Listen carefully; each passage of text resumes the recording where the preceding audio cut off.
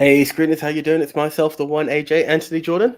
Double V, the Viceroy, Verisimilitude, me too, Nico Lurot. Shout out to all of my Nicoholics. Welcome to the top 10 James Bond movies. And guys, if you're visually watching, you can see what's here. Who's here, should I say? What's the surprise, should I say? But if you're listening on iTunes or Spotify or the many lists that we'll go through, it's time to bring in a man who you guys will be familiar with his voice. He's done ministry, he's done movies before. Welcome back, Big Tone. How you doing, sir? I'm great. Glad to be here. Hey, thank you. We brought Big Tone in for a very, very good reason. I'm a Bond aficionado. Mm-hmm. Big Tone is a Bond aficionado. Mm-hmm. I think you should. You see where I'm going with this, AJ. I feel like you should finish this off. Do you know what? I mean, we brought him in because, he knows his shit. I'm a Bond fan, but I've just not been deep enough. And anyone who, how can I say this, looked at episode 1 of the very first ever Movie Mount Rushmore will see that there was a very uncomfortable AJ because I was trying to put my way out there of knowing the Bond films. And you know what? I'm just putting my hands up to it now. 5 years down the line, I'm still catching up on these films. If I remember clearly, Spectre hadn't come out yet, and you put Spectre as your number 10. Do you know why? Because that's when you try to blag bullshit. You were like, yeah, I was just I was like, you know what? I'm so hyped for a film. I'm gonna make it my number 1. And have I even seen Spectre yet? No. So that let's cut the bullshit. Many seasons down the line and podcasts and everything else, I'm just going to be as honest as I have seen them. I will thank ITV for most of my Bond viewings. I've been to the cinema to see a few, and I'm just working off of this. I am very scatty on names. I'm just going to put it out there. So when you see me yeah, I have seen it, but I'm very sketchy on it. But I will be going through the Bond collection. But with it being Bond 25, with it being Here comes the echo. Guys, we are going to apologize for this echo that seems to just come in and out for some reason. But with it being following on from Nico's instant review of the film, there was no way we couldn't acknowledge Bond right now. And 25 films deep, no one's got that much time for. They'd probably have announced a new Bond before I've gone through all those films. So. Oh, they did at the end of No Time to Die when they said James Bond will return. Oh, right, there we go. Okay, and fair if enough. You've seen in my anger, you know why. So I'm going to leave the floor to you, gentlemen. I mean, it wouldn't be a movie about Rushmore without me. Very bossy of me to say that. But yeah, I'm going to leave the floor to you guys to discuss, because I know you have seen the film, and expand upon Nico's reviews, and I will just chime in where possible. So we're not going to go into spoilers on this episode for No Time to Die, because guess what? There is a link to that on the channel right now. It's the top video. It's my review of No Time to Die. I think it's coming up to about 10,000 views now, which thank you everyone who watched that. And thank you everyone who's given the video a thumbs up. And if you give a thumbs down, that's fine too. You don't agree with me. You're on a small island, but that's fine. Can I just say, as a moment of jumping in, your voices speak loud and volume. So we've been doing this weekly. We get 26 views. Nico does a video alone, 10K. If you guys don't want me, just say it. Right? just putting it out there. But yeah, we proceed. Yeah, continue. I think we've cracked the YouTube algorithm. All you have to do is you share an emoji with thumbs down against something people normally really like, and you get mad views. I think you're not actually wrong there. Algorithm cracked. Now, when the next MCU movie comes down, I'm just going to put the poo emoji next to it and see the numbers roll in. Yeah. Endgame. Piece of shit. There we go. Why Endgame is actually a terrible movie and it's a cop-out. Oh, the heat. Yeah, I can feel it. The cheap heat. Just like No Time to Die. Cheap heat. You know what? Only wrestling fans would understand this. I know, us three are gonna get it, yeah, especially you, Nico. But I likened No Time to Die to when Brock Lesnar beat Undertaker at WrestleMania 30. Worse. Yeah, worse, but it's that same type I felt like The Undertaker afterwards. I felt like I had a fucking concussion. So it's accurate in that sense. I felt that type of feeling. I felt so. You know the way the Undertaker described that match on in his documentaries. I don't remember a damn thing. I wish that was me. Ooh. Fuck this film with all the fire of 1,000 suns. I would sooner. Or here's a moment. If you watch the show and you listen to the podcast regularly, you'll get this. AJ, hold on to your butts. I would sooner watch Will Ferrell for the rest of my life than watch that movie ever again.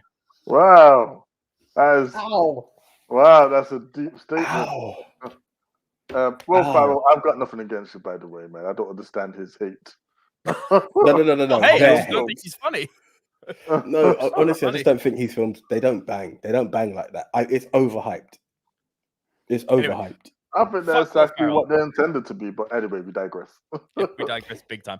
6 So, minutes in. before Let's we talk go about James further, Bond. But Yes. this is what I want to say. Before we go further, Big Tone, had you seen No Time to Die before or post Nico's review? I've seen it before. Okay. And how much do you agree with the review? As much as you called it Undertaker Brock. I agree with all of the points except for it being the worst Bond film ever. Yeah. Because realistically, if you get past a certain part of the film, it was a good film. And again, it's about sticking the landing. I couldn't agree more with that point. Yeah. Like again, the visuals, the quality of the film, even the story was pretty good. The filling could have been better. Filling could have been better. Yeah.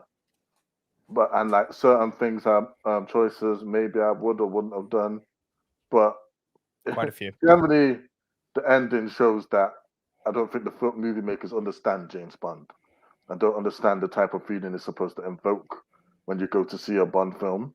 Correct. And that's why we got that ending. That's why Danny Boyle left production. You know. So, literally, it says it everything when you've got one of the best British directors of the modern day, arguably of all time? Question mark? Saying, I'm walking away from this project because of a creative difference. Now, normally creative differences is Hollywood talk for we had a fallout, so I'm walking. You know, normally it's PR talk. In this case, I think he was telling the truth. Oh boy. It's weird because there's a guy on where I work. I was going to disclose what kind of location I work on, but he actually went to like the midnight screening and he just seemed over the moon. Maybe it was the cinema experience of seeing Bond again, but he was just really happy. And that's what shocked me when I saw your instant reaction. As I said, I've stopped partway in your review because I'm still on a mission to finish Bond. Yeah. No. But I was just so shocked because it was just like polarizing views. And then I've mentioned it to the other half's dad, and he kind of gave it the same thing. He's like, he's just hearing mixed reviews all over the place. But you guys being my boys as you are, I'm kind of disappointed because I'm in my journey. There are certain boxes I've ticked, and I was hoping it would lead to something, and it just feels like I'm going to be a bit disappointed. Polarizing is the correct term. Yep. Because again, like I heard what happened in the chaos, what happened in your cinema, Nico. Crazy. None of that happened in mine. Yeah. It's so un-British, isn't it? It's just not in our nature to boo and throw shit in a cinema. You know, we barely give a round of applause when we enjoy a movie. And here is the actual kicker. My father is almost as big as a James Bond fan as me. Yeah. And like, you know what? He didn't really have a problem with like the movie.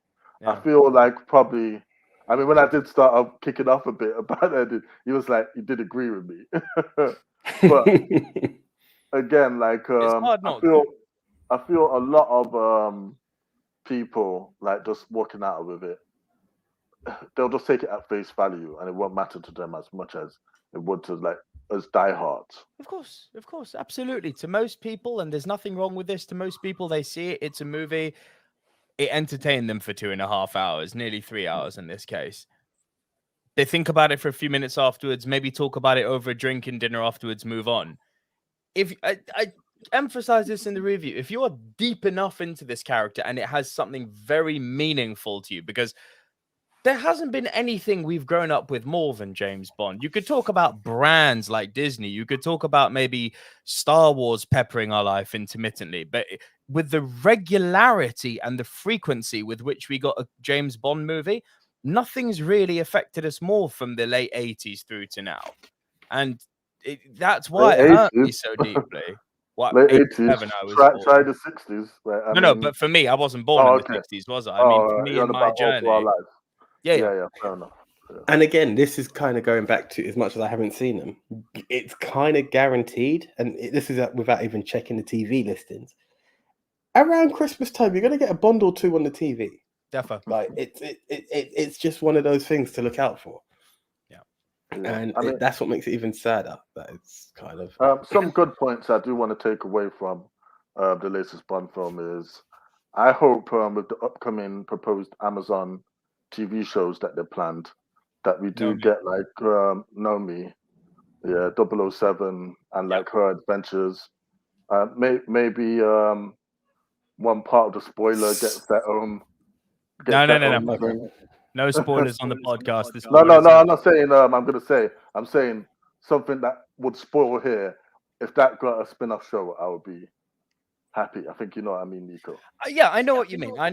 If they want to continue that particular universe they've set up, why the fuck am I echoing? And the echo's gone. If they want to continue that particular universe that they've set up, sure.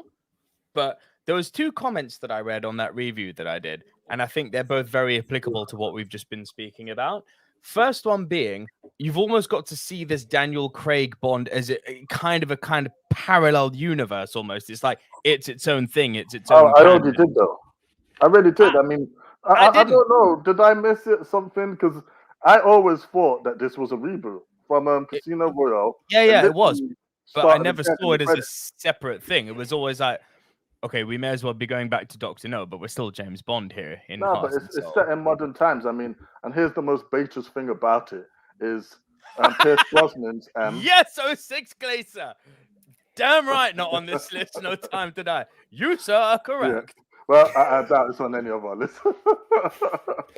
It's on mine. No, I'm joking. It is on mine, and you know where. Pierce Brosnan appears in the Craig Daniel as the Craig Daniel M. So again, for me, that automatically says this is a different universe. Sure. I never factored it in that way because I never wanted to go down the, we're in a different universe Bond fucking feel. I was like, it's Bond. I took it at that. And another comment someone made was, this is the last Jedi of James Bond movies. And it really is. It's polarizing as fuck.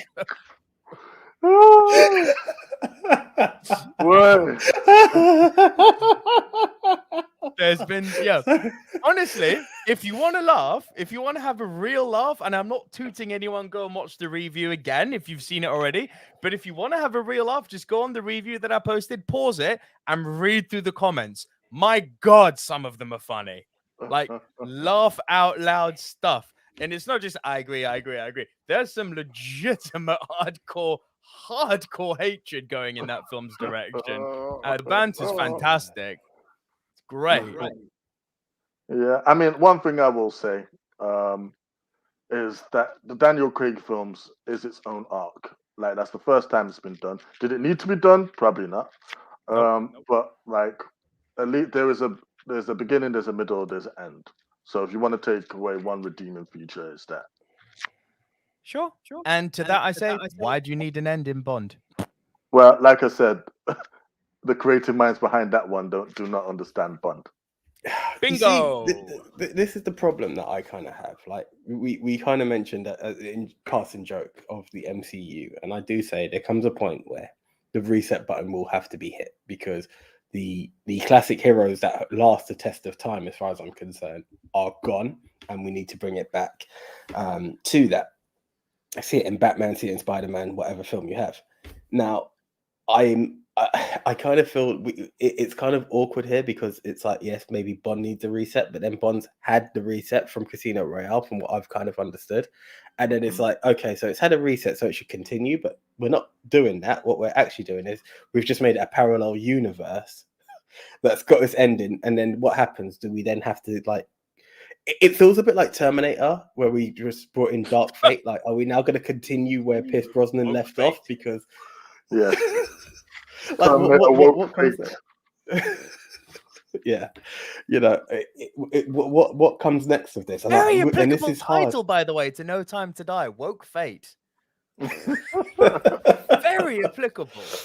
Oh gosh. Yeah, so Again, it's that's hard for me to another- talk without having seen it, and I know we might enter spoiler territory, which is unfair considering the film's not even a week old.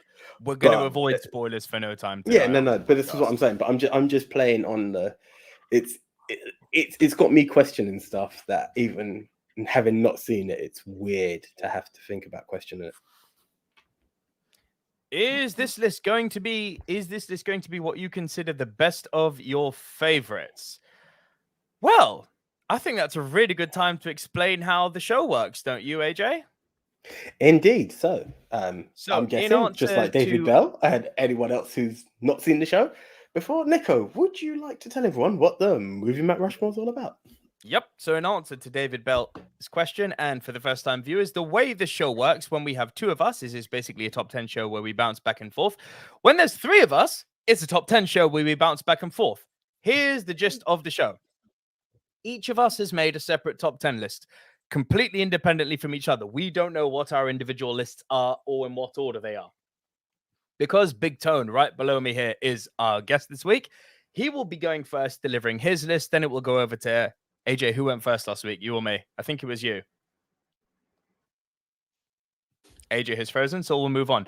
I'll go after Big Tone, and then we will go over to AJ. And the way the list will work is Big Tone will deliver his bottom four. I will deliver my bottom four. Then AJ will deliver his bottom four. Then Big Tone delivers his three. I deliver my three. AJ will then deliver his three. And then we will trade one apiece for our top three movies. If at any time, while we are rounding off our individual top 10 lists, one person has a movie in a higher position, that person will say, AJ, punt.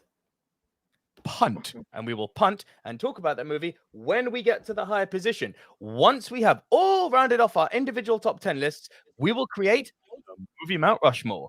These are the four quintessential diverse must-see movies of the genre, which this week is ding ding ding ding ding ding ding ding ding ding ding ding ding ding. You can just say top 10 James Bond movies, that's fine.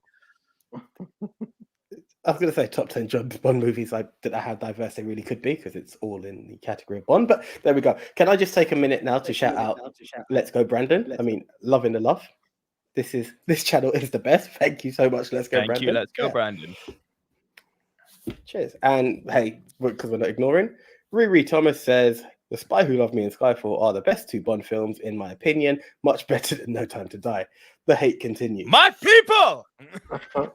Yeah, you can't go wrong with those two films. You really can't. Are they going to be on our list? Stay tuned to find out. But in the meantime, let's get rid of that because it's covering AJ's face. Big Tone, Thank you. Why don't you go first? Okay. So at my number 10, before I go, I just want to say with my list, I've tried to sort of incorporate every Bond into my list because I feel they all have redeeming factors.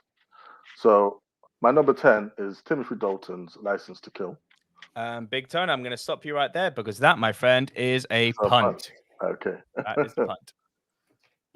Your number 9? My number 9 is Pierce Brosnan's Tomorrow Never Dies. That's the Brosnan you went with. All right, mate. That is all you, unless AJ, you're going to punt. No, I'm not actually. Nearly made the list. It would have been around the similar territory, but I tried to be a bit diverse with my limited knowledge of Bond. Big Tone, take it away. Tomorrow Never Dies. So out of the 4 Pierce Brosnan's films, this one is really my favorite because again, like although the preceding one is a classic film, yeah, and it really is. And to be honest, it could be here in its place. The only thing is, the certain beats in Tomorrow Never Dies I liked a little bit better, such as I like the villain. I like Jonathan Pryce's performance. Like it's hilarious. I like the storyline. I think I actually like that better than the preceding films and like the others. Yeah. Sacrilege. I will say the film that preceded this had a better villain. Yeah, it really did. But I liked the opening to this much more. And like, I remember the feeling of being in the cinema when they like brought back the original Walking. Just the smooth James Bond music. Yeah. You turned and shut, and like for me, it was like, yes, Bond is back. Yeah. And then there's that epic bit where he just jumps in the back of the car and drives the car with his mobile phone. I was about That's to so say much the fun. BMW 3 Series. That was freaking awesome. That So was much top. fun. That is something the whole world was just in And that's awe the of. type of shit you want And in your again- James Bond movie. And again, Pierce Brosnan, like, I would say he was still working his way into the feel of Bond in the previous film. But this one, he's Bond. He's got all the lines. He's got the looks. He's got the smirks. Like this is my Brosnan Bond. He's definitely got the looks. That man looks like James Bond. Nothing will ever change that for me, ever. Tomorrow Never Dies is a lot of fun. For me, the one downside, as you said, is the villain. It's not even comparing to the last one. Andy Hart, I see, is here.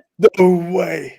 There are problems with No Time to Die, but it's far from the worst. Andy Hart is in the house on our YouTube channel. AJ, meet Andy. Andy, meet AJ. Hi, Andy. So before I was nervous, now I'm bricking it. Like, this is not the episode. Of all episodes for Andy to tune in and tell us what's what. The one I am clueless on. Yeah, here we go. Hi, Andy. No, but thank you. Jokes aside, I'm always glad to have you on. And it's cool that you're actually here with us in live format. Really appreciate that. It's very cool and really, really happy to see Andy here. By the way, for everyone watching, if you do want to drop your top 10 James Bond movies in the chat, go nuts. We will read them out and shout you out. Let us know what your top 10 movies are and in what order, please. No order, no shout out. Order. Yeah, put them in order and we'll read them out around the time that just before we Rushmore, we'll put out your top 10s. So yeah, go nuts. Feel free, guys. I want to hear what you and guys that's Facebook have and YouTube, guys. Facebook and YouTube, you have a chance to interact with us there. Bingo. We're on both. We're live on both. So drop your top 10 lists in the chat and they will be read out on the show. Stick around. But sorry, Big Tongue, going back to what we were saying about Tomorrow Never Dies. The villain, it wasn't so much Jonathan Pryce's portrayal that I had an issue with because he's awesome. It was more so the plot. The concept I get that the media is a very dangerous thing. Exhibit A, Donald Trump, but really? In a Bond film? Well, yeah. No. I feel it's not as outlandish as you think to make it in a Bond film, to be fair. Like, without bullshitting, last time, No Time to Die has one big problem, and that does make it the worst. I am so hurt that I don't know how to answer these stuff. But I do, but I can't because no spoilers on the podcast. But it's one of those things because I remember it did make the top 10 for me in our first episode of the Movie Mount Rushmore ever. Guys, check it out if you wish. You'll see a very uncomfortable AJ trying to blag his way. But it is one of the films that I had seen, and it's something I'm familiar with. And I watched it multiple times. I brought the DVD. It didn't sit in the cinema. Got the DVD for it, and it's weird, but it works. And it's something Bond could tackle if you've got a global maniac out there putting out, making global catastrophes in order to keep the headline news person. Send Bond to get him out. It makes sense. It's the same. It's like the same thing that Bond will encounter on a weekly basis, man. Come on. Yeah, it's a megalomaniac that's done some crazy plan to try and take over the world or whatever. Therein lies the problem. He encounters this type of megalomaniac on a daily basis. Yeah, but by then we was like, okay, so we only have the Bond specials. No, this is the Monday to Friday, not the bank holiday Monday. Allow him. Well, there you go. If it's the Monday to Friday, should it? Anyway, Big Tone, But then you could make that criticism of a lot of Bond villains. Then, really, you certainly could, and they're not on my top 10. Says he so smugly. Big Tone, what is your number 8, please, sir? My number 8 is The Spy Who Loved Me. The Spy Who Loved Me. That is a punt, Tone. That's a punt on my end as well. But before we move on, I just want to make a disclaimer that I personally love pretty much all of the Bonds. The last one has shaken my faith quite a bit to this day. but I wouldn't turn around and say I feel that there's a bad James Bond movie. I would say that there's ones that are not as good as other. There's that's barely passable, but I wouldn't turn around and say I would skip or wouldn't watch any of them. I can find redeemable factors in all of them. Of So course. saying that, would you watch this one again? Yes, I would. No. Okay, here's a further question. You have a cinema card which allows you to go in as many times as you want. Would you actually pay hard-earned cash to watch this again? No. Nah, probably not. No. Okay, right. I just needed to catch the level of this. Because it hurt me to the core. You don't want to pay money to. You don't need to pay for pain, mate. No, but this is what I'm saying. He'll watch it again. It's all good when you've got an I'm not a OJ premium card. masochist. Andy Hart says, I think this is directed back at 06 Glace's previous comment. No Time to Die has one big problem, and it does make it the worst. Andy Hart replying, if you're referring to what I think you are, it was a bold thing to do. I don't think it is the right thing to do, but it doesn't ruin the film. Andy, don't agree. But this is why we love each other, mate. I know 06 Glaze has straight away come back saying it doesn't ruin the film. Does adultery ruin a marriage? Whoa, okay. Okay, we might have to be vetting some of these comments because I just have a feeling that we might have quite an active comment section in light of No Time to Die today. Wow. Honestly, though, but from what Andy said, I can see how a lot of people will come to that conclusion.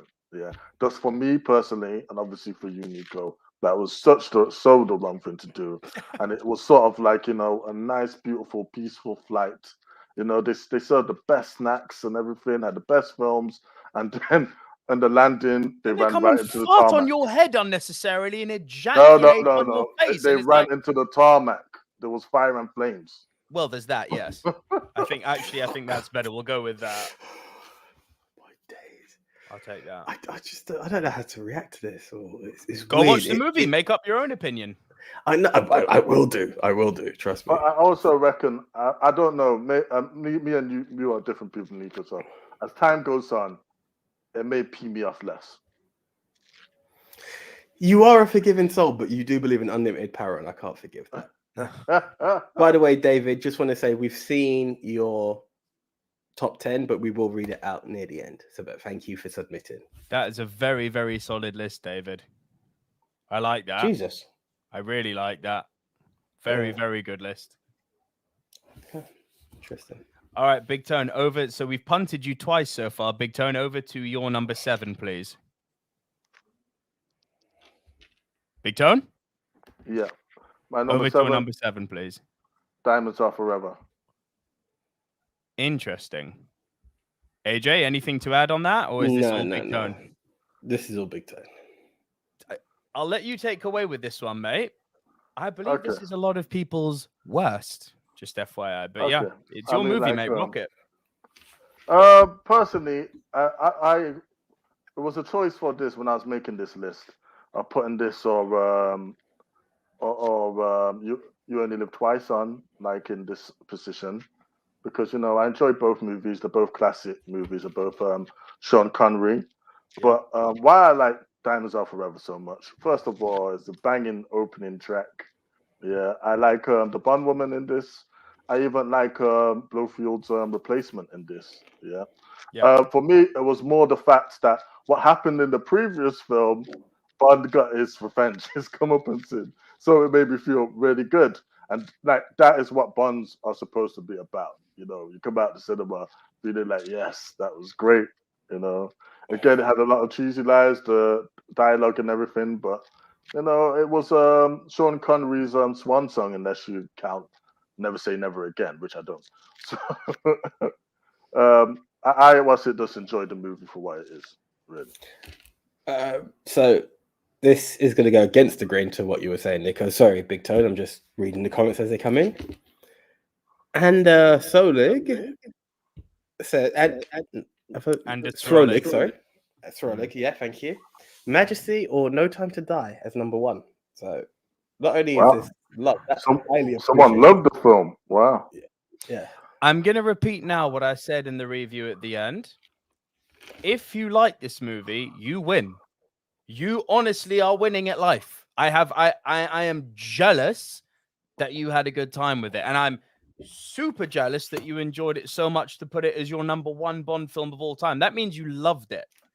And I wish I had the same experience as you did. So, Anders Schrolig, power to you, my man.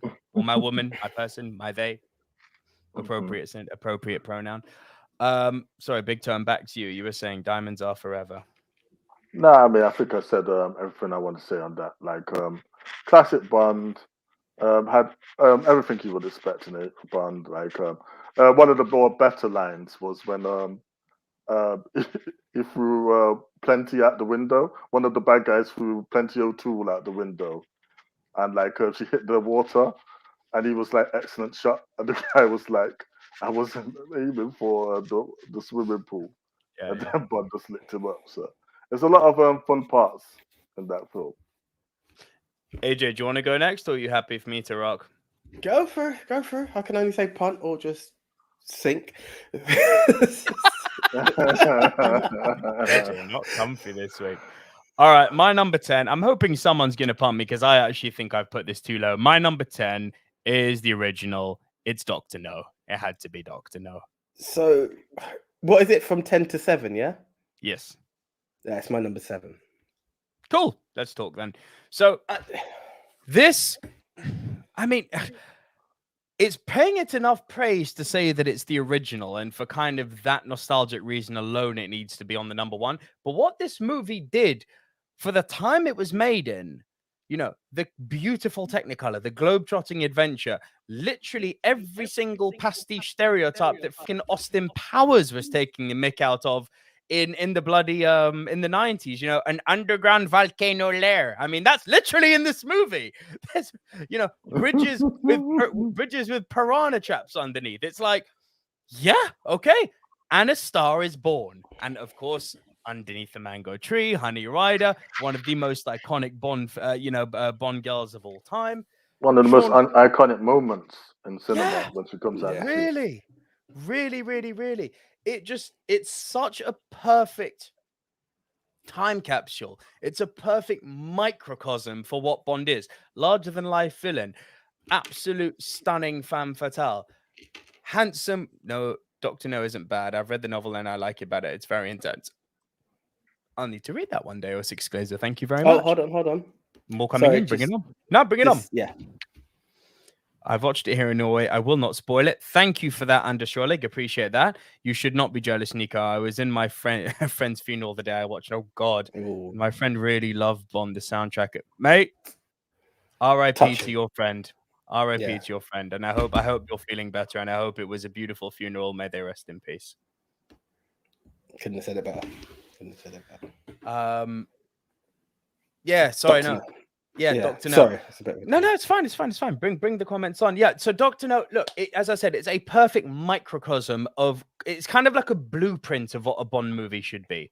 Gadgets, tropical locations, crazy supervillains. And of course, this all starts, obviously because it's the first, but they don't always reference Spectre, but this is what starts the Spectre storyline. Find out in many, many movies' time, Dr. No works for Spectre. So it's like, the people who were saying on the review the other day that there's never been an arc in a James Bond movie, not to the degree that the Daniel Craig movies had an arc, but there's always been a continuing story running through the Bonds, right? They've always been interconnected, especially the early ones, which were all leading up to the great Spectre unveiling. Pretty much the whole Connery run was all connected, I'd say, and then it kind of was a different track. But yeah, and to be honest, they even bring it back. They even reference Spectre again in one of the Roger Moore films. Yeah. And in the George Lazenby film. Oh, well, no, that's directly connected. I mean, that's still all one arc. Of course. But no, I'm saying like they bring back, I forget which one it is. Moonraker, isn't it? Mm. Yeah. Moonraker. One of the worst. And even Moonraker I find enjoyable. I'd like the record to show that. Moonraker, where he drops in, where he uses the remote control plane to like drop him in the chimney. Thank you, David Bell. Dr. No to Diamonds. Now that's an arc. And Riri Thomas, much like we said to David Bell earlier, we do see your comment. We will read out your top 10 when we get to the point of going through all the top 10. So stick around. We are going to shout out your top 10. And as Rolly says, appreciate you reading the comments. I feel like any Bond movie can be argued as a top 10. Dr. No has some of the best scenes. And Rolly, you're not going to hear any argument from anyone in this room. Yeah, that is completely true. I would like to say, like, my top 10 that I'm actually reading now, pretty much any of these could be my number one. Like, I love Bond. I don't feel like they've had what I would call a bad film. Just some films were better than others. Look, I would agree with that until now, because I think No Time to Die just killed it. But I'm not going to keep on going into this. The only thing for me that's cemented with James Bond is my number one. That is just, it's written in stone. That's Moses may as well have written that shit. My one is cemented. My number one can change. No, it's cemented. Honestly, everything else, my order can... Having touched on a few of these films, there's too much legacy in number one for me. In my number one, I'd be real. I could see the rest, and I might be swayed differently because obviously there are a few films I need to see, but I don't know. Yeah, I honestly don't know if anything could beat my number one.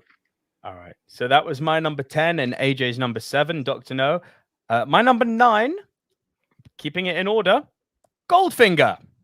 Punt. Bear with me a second. Punt. That's a punt. Yeah, it's a punt here as well. Coolio.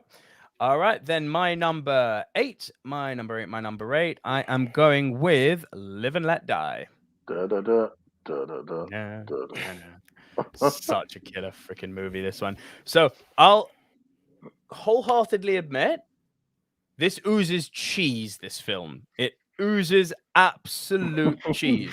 Bond went in a very different direction with the Roger Moore. It kind of left the kick-assery of Sean Connery, and it said, those cheesy lines he drops, let's go full Tropic Thunder with those.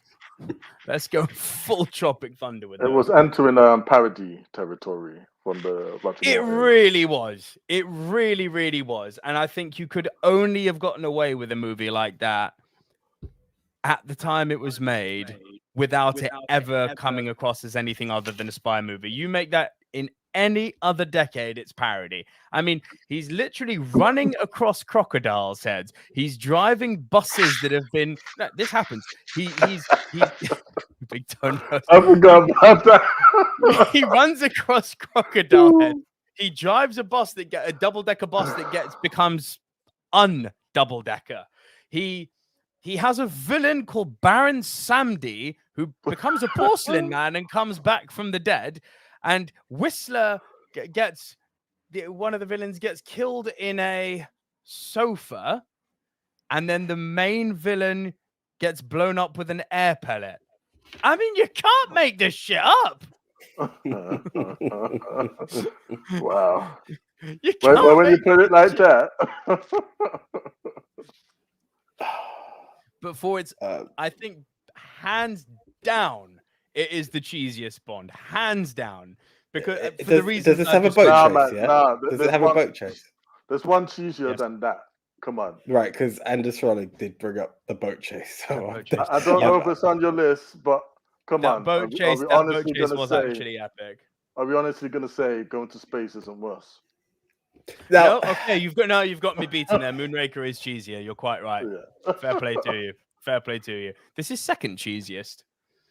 But here's the thing. Moonraker, for me, I wasn't even thinking about it because that's in contention for being worst. Whereas this is actually in my top 10. I actually have a very, very soft spot, and I recognize that this is a guilty pleasure. Yeah. But I like it. I like the opening. That soundtrack was great. You were young and your heart. And Kaiser says, Live and Let Die novel is way better than the film. License to Kill borrows from it. Stick around to see if we talk about License to Kill. It's been Big Tone's number 10 already, and Live and Let Die, the novel. I think 06 Glacier, we've got a little continuity going here. The books are better than the films. I get it. I'll have to check the case in most of Hollywood.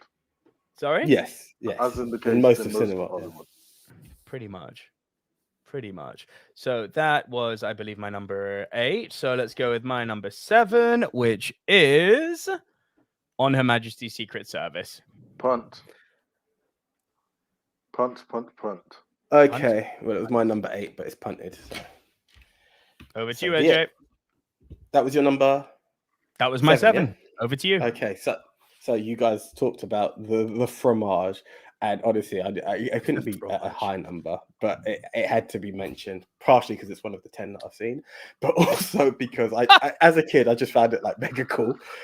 It was the idea of seeing James Bond in space, so I did put Moonraker in. It's probably not one of the best films. It's not a bad film for me. Like I said, I had a lot of fun, and like the opening again, Dame Shirley Bassey, legendary. You know, there's a reason why she was brought back to do 3. She's the only person that's done 3 openings. So yeah. If you haven't already, you should, okay. Riri says, Riri Thomas says, if you haven't already, you should do a top 10. I'm assuming Bond. I'm guessing Bond, but we could do Bond women. I'm sure there's an interesting concept. I have to go to some interesting websites to find that out. Yeah, let's keep it PG, gentlemen. If you haven't already, you should do a top 10 Bond women video. Just an idea, great channel. Thank Here's you, the Riri. thing, Riri, thank you. Right. I do. Riri, right. We'll go. Let us know. Is it Riri or right? Try spell that one out phonetically. I will. Given no time to woke, I'm just quite apprehensive about a white male commenting on Bond women at this point. Just go for it, man. Go for it. I would do it, but then what am I evaluating them on? Am I evaluating them on looks, the importance of their role? All of it. Oh, I got carte blanche. And fuck the woke culture is what you're saying. Listen, man. Look, again, we live in a culture like where everything is like, especially in the mainstream media, moving towards being politically acknowledged correct. What you're saying, Andy. Yeah. So, like we still need a little bit of fun, and like, you know, guys sitting around having a schoolyard conversation about who they think is the top 10 best Bond women. Like, where's the harm done? Barbara Bach all day long. Barbara Bach from The Spy Who Loved Me all fucking day long. Oh my Gideon. Sorry, that's enough of me. That's a good choice. That's a good choice. Oh God, she's beautiful, and God, Ringo Starr's a lucky man. I'm just gonna say that now. Anyway. Okay. Moonraker, Bond in space with honestly, lasers. Exactly. Lasers that were never seen or heard from again in any of the Bond films. But they're in the GoldenEye game. It was a special weapon. You could get the laser. But also, let's be honest, we sorry. What have we got? I have to do this one. Let's go, Brandon. For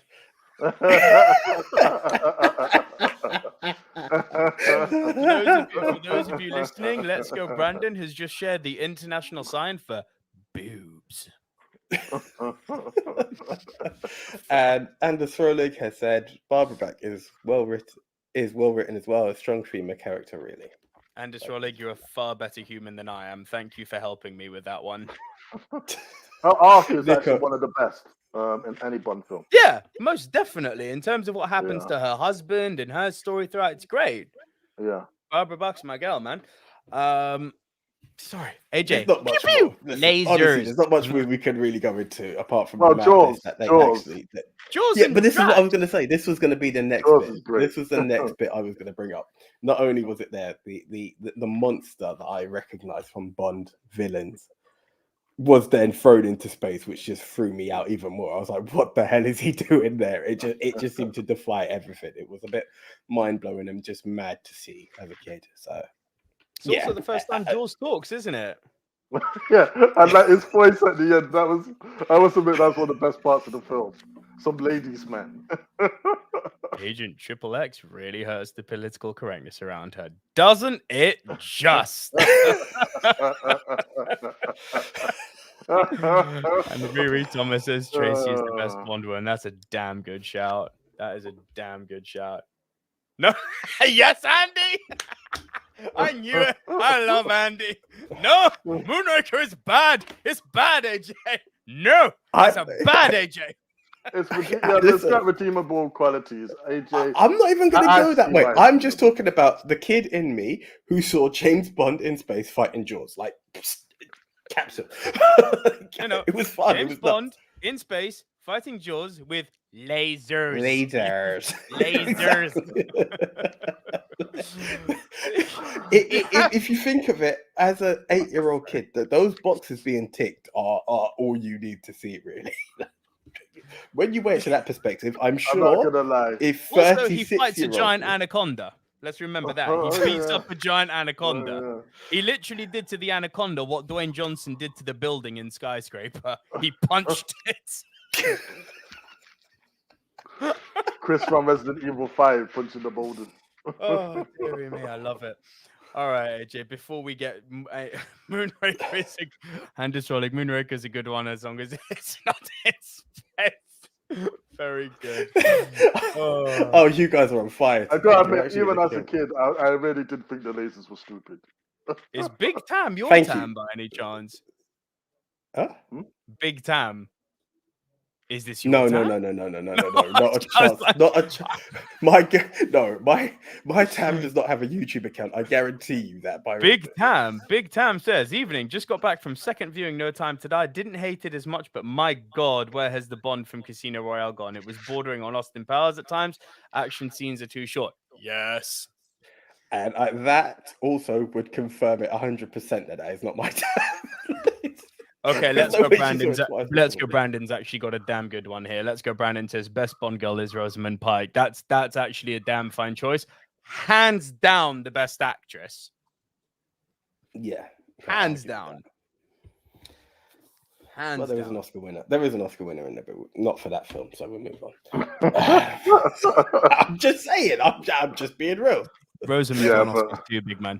I'm not going to be funny like the Oscar winner you're talking about. That was not one of her best roles. Listen, that's what I said. Nope, it's not what I'm talking about. AJ, right, you're number 9. In at number 9 for me is A View to a Kill. Dear fucking hell, AJ. Well, he's bad for a lot of people. That's a worst as well. Nah, you know what? It's your list. I like it. You ride with it. I like the opening. So who's worse? You who likes it but was scared to put it in because it's people's worst, or me who just acknowledges it for the film of Grace Jones and James Bond in Soviet Why are you trying Russia? to throw me under the bus? Why are you actually trying to throw me under the bus? Because I'm deflecting. I'm deflecting my poor knowledge of film when it comes to Bond. Run with this. Now, you know what? In fact, you know what? You know what? I like The View to Kill.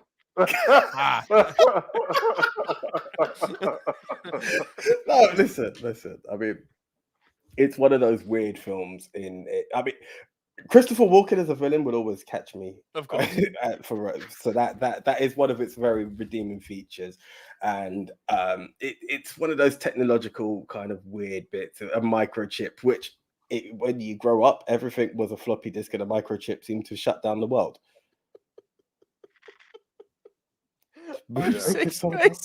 Moonraker sold out to Star Wars. Unacceptable. That's actually brilliant. Carry on, man.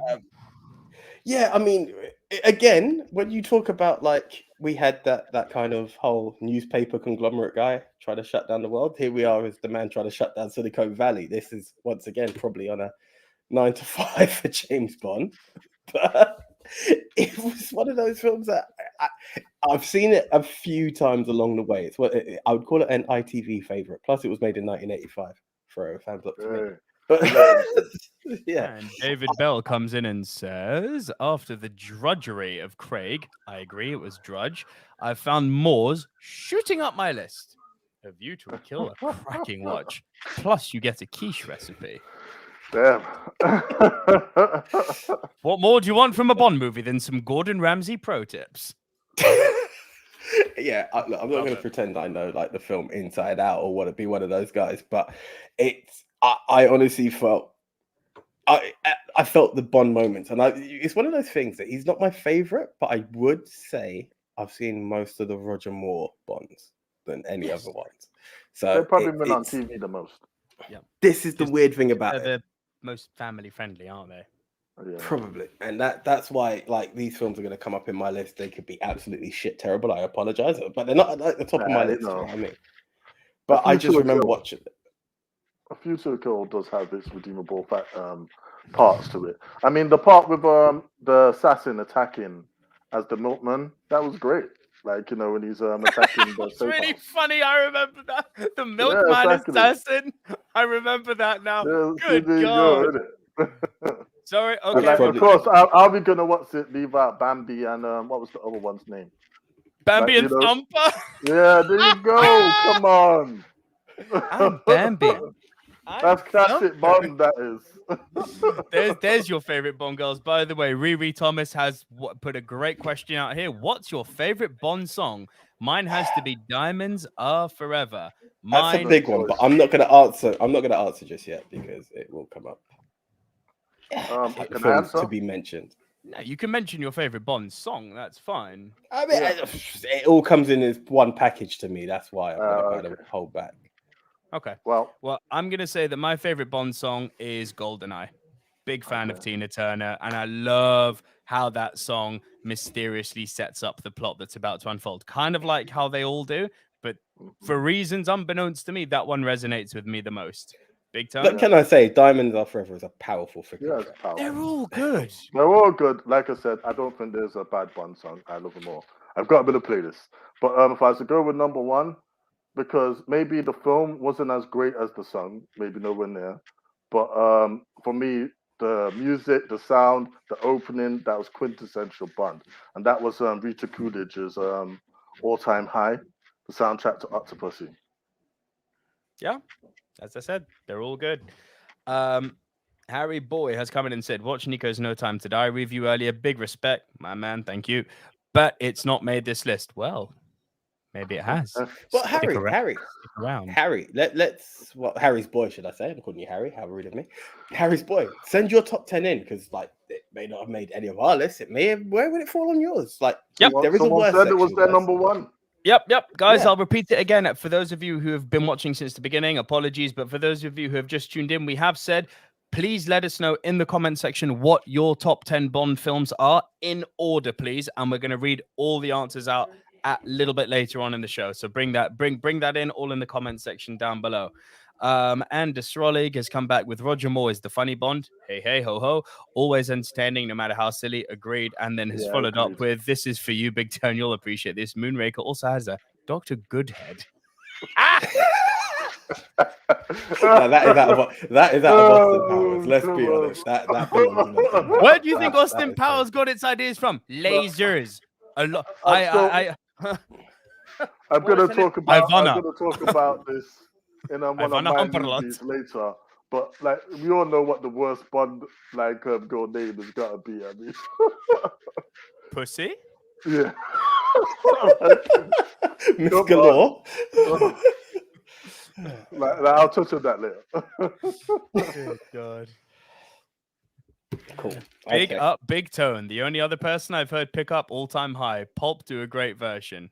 David Bell, thank you, sir. It's beautiful song. Can't say I've heard that. All right, where were we? Sorry. So, yeah, that was View to a Kill. Number 8. Did we punt on this one? Yes, we did. Yes. Okay. And then my number 7 was Dr. No. So cool, which we've spoken about. All right, let's just read out a few more comments and then we'll get back over to Big Tone. Paul Tams, let me just make sure that there's no spoilers here. Okay, that's fine. Paul Tams, right, seen No Time to Die for the second time today. This movie reminds me why I love cinema, love letter to the whole franchise. It is. It's certainly got that about it. No doubt about it. There's a lot of Easter eggs in there. Like, actually some real intricate ones. Like I said, I will give it, stuff like that. And Andy Hart has come in with the best Bond girls. Andy, the first to do it. You know why? Cojones. He got balls. Because do you know fuck the what? culture. Hey, Listen, fuck the culture. He's the let's best Bond girls, you motherfucker. let's break this down. If Andy wanted to, if anyone wanted to dare him for objectification, he would give such a breakdown as to why they fall into this category that he would silence them. Yes, don't get into a film debate with Andy. Just not a good idea. It's not worth it. It's not worth it. But Andy comes in with best Bond girls, women, Pussy Galore, Pam Bouvier, Tracy Vesper, Wailin, Camille Melina Havlik, Xenia Onatop. I know she's a villain, but she's great. She's great, man. Great. Damn right, she's great. Famke Janssen. And Paul Tams comes back with, I can totally understand why it is dividing the fan base, though I can completely get that. Good. Listen, as long as we all know why people are pissed off, but we can also, for the people who are pissed off, recognize why people are enjoying it. We good. We cushy. Right. Big Tone. It is over to you then with your number 6. Okay, my number 6, another classic Connery movie. And you know, the soundtrack is a big part of this. Tom Jones, not Tom Cruise. as I had a fraudulent slip earlier. Oh, you did it at the right time. Thunderball. Yeah, that, believe it or not, mate, that's your number 7, yeah? That's my number 6. Sorry, your number 6. My apologies. Yeah. That is also my number 6. Oh, okay. AJ, you punting? No. All right, let's talk about it then. Like, again, I love Thunderball because this, if you want to talk about classic Bond, and there's 2 movies I would point to and say, this is the most Bondiest of Bond films you're going to get from the classic area. Yeah. Thunderball is one of them. Yeah. Yes. And again, it's everything that Dr. No has, but dialed up a notch. Agreed. Like, this is basically the evolution of where they started, and then like with the big world conquering plans, like the introduction, Spectre, and again, of course, that soundtrack, man. Todd Jones goes into it, man. That has been parodied so many times throughout all of Hollywood's history because again, it's so quintessential Bond. Yeah, and again, Sean Connery as well. You know, he's got the one-liners, like he's got the fun gadgets. It's just, I can't describe it as anything else, man. Bond film, if that's a technical term. It's very Bondy Bond. I have to agree with you on that. Thunderball, it's as you said, it kind of just turned that crank up from Dr. No. And it embraced also some of the great elements that made Goldfinger, which you punted me on, so special, you know, especially notably with the gadgets. I mean, that opening where you've got someone literally trying to kill him with a knife that comes out of a shoe, which leads to him putting on a freaking jetpack. It's like, I'm sorry. Yes, please. Thank you very much all day long. That's fantastic stuff. And then, you know, I love the villain in this, the Spectre number 2. I think he is brilliant. And listen, I've not made any secret of this. Mad scuba diver right here, diving for over 20 years now. Serious underwater stuff going with it. You know, the fact that so much shark stuff in this. I mean, sure, Jaws is obviously the reason people are afraid of sharks. This didn't help. This definitely didn't help. Like, they're physically being dragged across the top of the reef at the end on the boat, aren't they? But like the scuba scenes are brilliant. The villain's fantastic. Christopher Nolan is on record recently. This is on YouTube. Christopher Nolan came on record and said of all the Bond films, this is the best written of all of them. And I see what he means. Good shout. It's a good shout. It is a good shout. It's aged brilliantly. And it seems, let's just go back to the comments quickly. Oh, Andy Hart missed one of his Bond girls out. Anya Amasova. Andy, you're going to have to remind me which movie, I'm afraid, mate. I'm drawing a blank on that. 06 Glacier has come in and said, Thunderball is one of the best Connery films, very faithful to the novel. The only Bond film to feature only one big action scene instead of multiple. Correct. And Desrolig has come in and said, I think the British Marine asked for the underwater breather, not that it was real. David Bell blocked me now, but I prefer never say never again. No! No, I love comments like that. I love it. Yeah. Again, yeah. David Bell, if you make comments like that, I'm never going to block you. You're welcome, my friend. We love that. Subjectivity is everything. Yep. Movies are subjective. I want there to be disagreement. I want people to disagree and agree and listen to what each other say. So I love that you've got an alternative take on that. Yeah, Andy there'll be Hart no debate says, if you all agreed on the same thing. be a bit fucking boring, wouldn't it? Yeah. Andy Hart says, I loved Thunderball as a quid. It doesn't hold up that well. Oh Andy no. Hart, your fight Tom lies. Jones. Yeah, your fight Tom lies. Jones shed a tear. I don't know if he's talking about the movie or the song. I believe he's meaning the movie. But if that's the case, I think your argument is with Mr. Christopher Nolan. But yeah, I see what you're saying, Andy. Listen, each to their own. I love it. It's been a while since I've seen it. About 4 or 5 years ago, but I was still enjoying it then. Big Tone, your next one is your number 5, please. I believe you punted this one earlier. Goldfinger. Goldfinger. Yes, sir. No. AJ, we still punting on that for you? Equally my number 5, so we're good. All Equally your right, number 5. let's go then. So yeah, again, you talk about quintessential Bond films. Like this is probably the most famous Bond film. Like again, it's got the most memorable Bond lady, Pussy Galore, and like again, you talk about risky lines. When Bond meets her, he's literally like, pussy. I couldn't believe. I couldn't believe I was watching this. I was like, that is just so brazen and blatant. And then let's be honest, it's got the most famous death scene, attempt to kill Bond of all time. Yeah, where he's on the table, he's strapped up, and there's a laser. You expect me to talk? Come no, on, say it Mr. with Bond, me. I expect you to die. To die, yeah, exactly. So good. Again, that is a big part of Hollywood history. It's been taken off so many times in films, like in games and everything, in culture.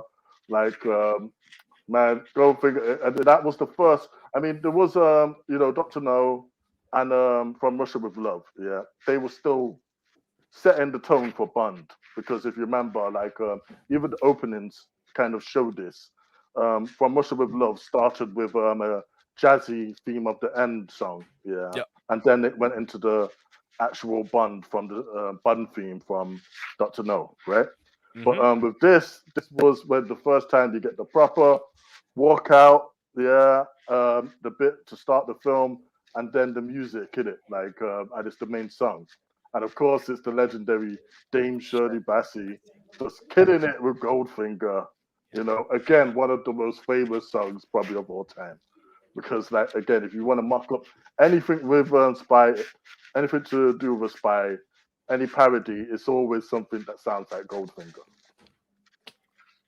Yeah, done a that's good job actually there. a very good point. That's actually a really good point. You've done a good job. I didn't actually think of that until you said that. Of course.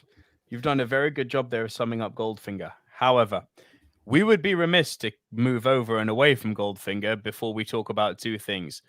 Number one is Odd Job. Because that's just amazing. How could I forget to mention? That's the best side henchman of all time. Oh, Jaws. I suppose he's more. I suppose he's a side henchman as well. Yeah. So I think I still give it to Odd Job. That like the madness of the hat. He was tiny and sinister. Like Jaws just looks like an imposing monster. Not in really, weren't, mate. You're just thinking of GoldenEye the game.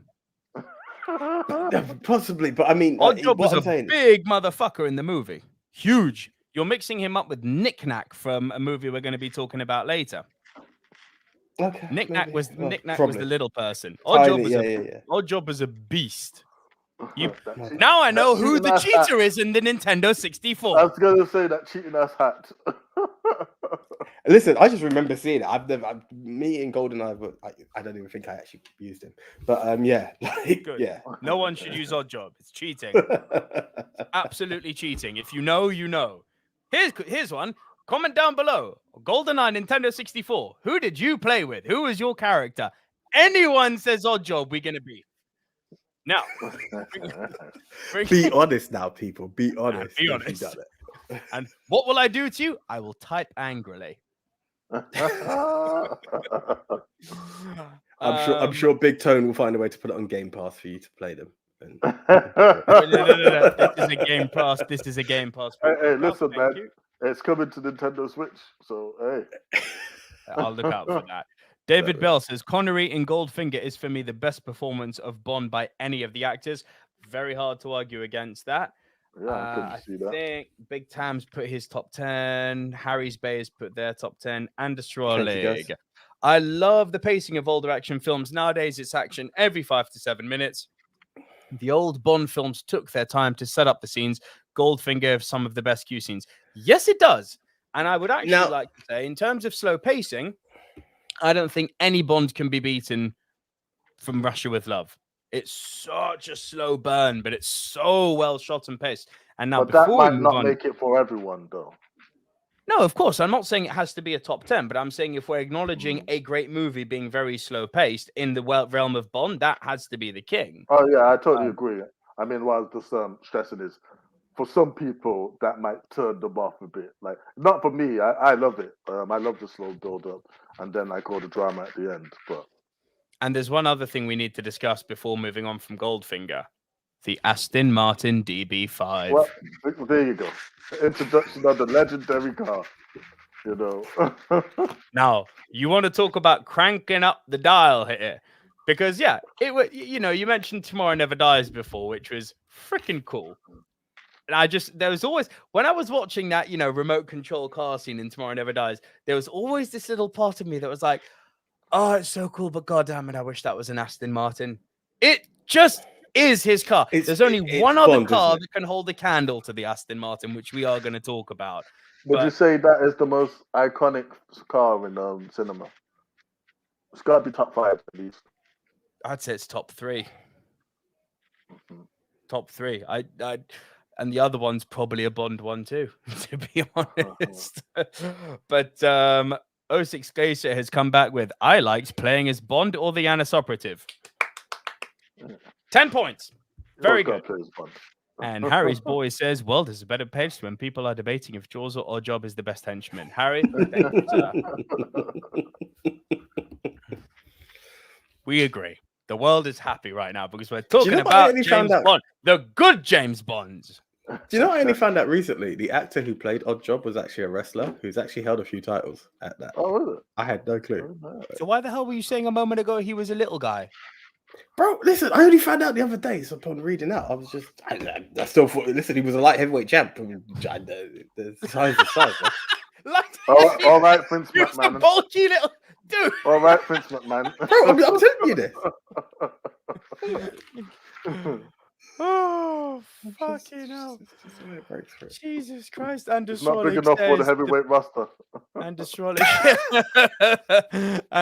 says the best part of Skyfall is Bond angry when they F with his car at the end. Yeah. To quote Vincent Vega, what kind of piece of shit fucks his keys in another man's vehicle? You just don't do it. You just don't. And you definitely don't key or put bullets in an Aston Martin. You don't do it. Not allowed. But that car had everything, man. It just had everything. And in that moment, it became the $1 million car, and the £1 million car now, and it became the emblem of James Bond, which is why I just said, I don't care if it's a BMW or whatever. Like, I need Bond to be in an Aston. I need that shit. I just need it. So yeah, Goldfinger was your number 5, Big Tone. What was your number 4? Yeah, my number 4 has my favorite Bond villain of all time, and that is the man with the golden gun. Oh, dude, AJ, is that a punt for you? No. It broke my freaking heart to leave this film off. I wanted to, especially for Christopher Lee, like Scaramanga. But like I said, this is why he's my favorite Bond villain. I mean, as far as villains go, there's been a lot of iconic ones as well, and some movies that I left off my top 10 list had villains that I might think is actually in the top 5 of all time, but overall, I just like things about the other movies better. But from this, Big Tone. Sorry to cut you, mate. I think your mic is scratching a bit on your yeah. Oh, my bad. Is that better? Okay. Better, much better. Carry on. All right. So, yeah, this film really had a different tone from any of the other Bond films, which I really liked and enjoyed. This was not about some elaborate plan to go save the world or anything. This was about a guy who's seen Bond's antics and he's coming for him directly.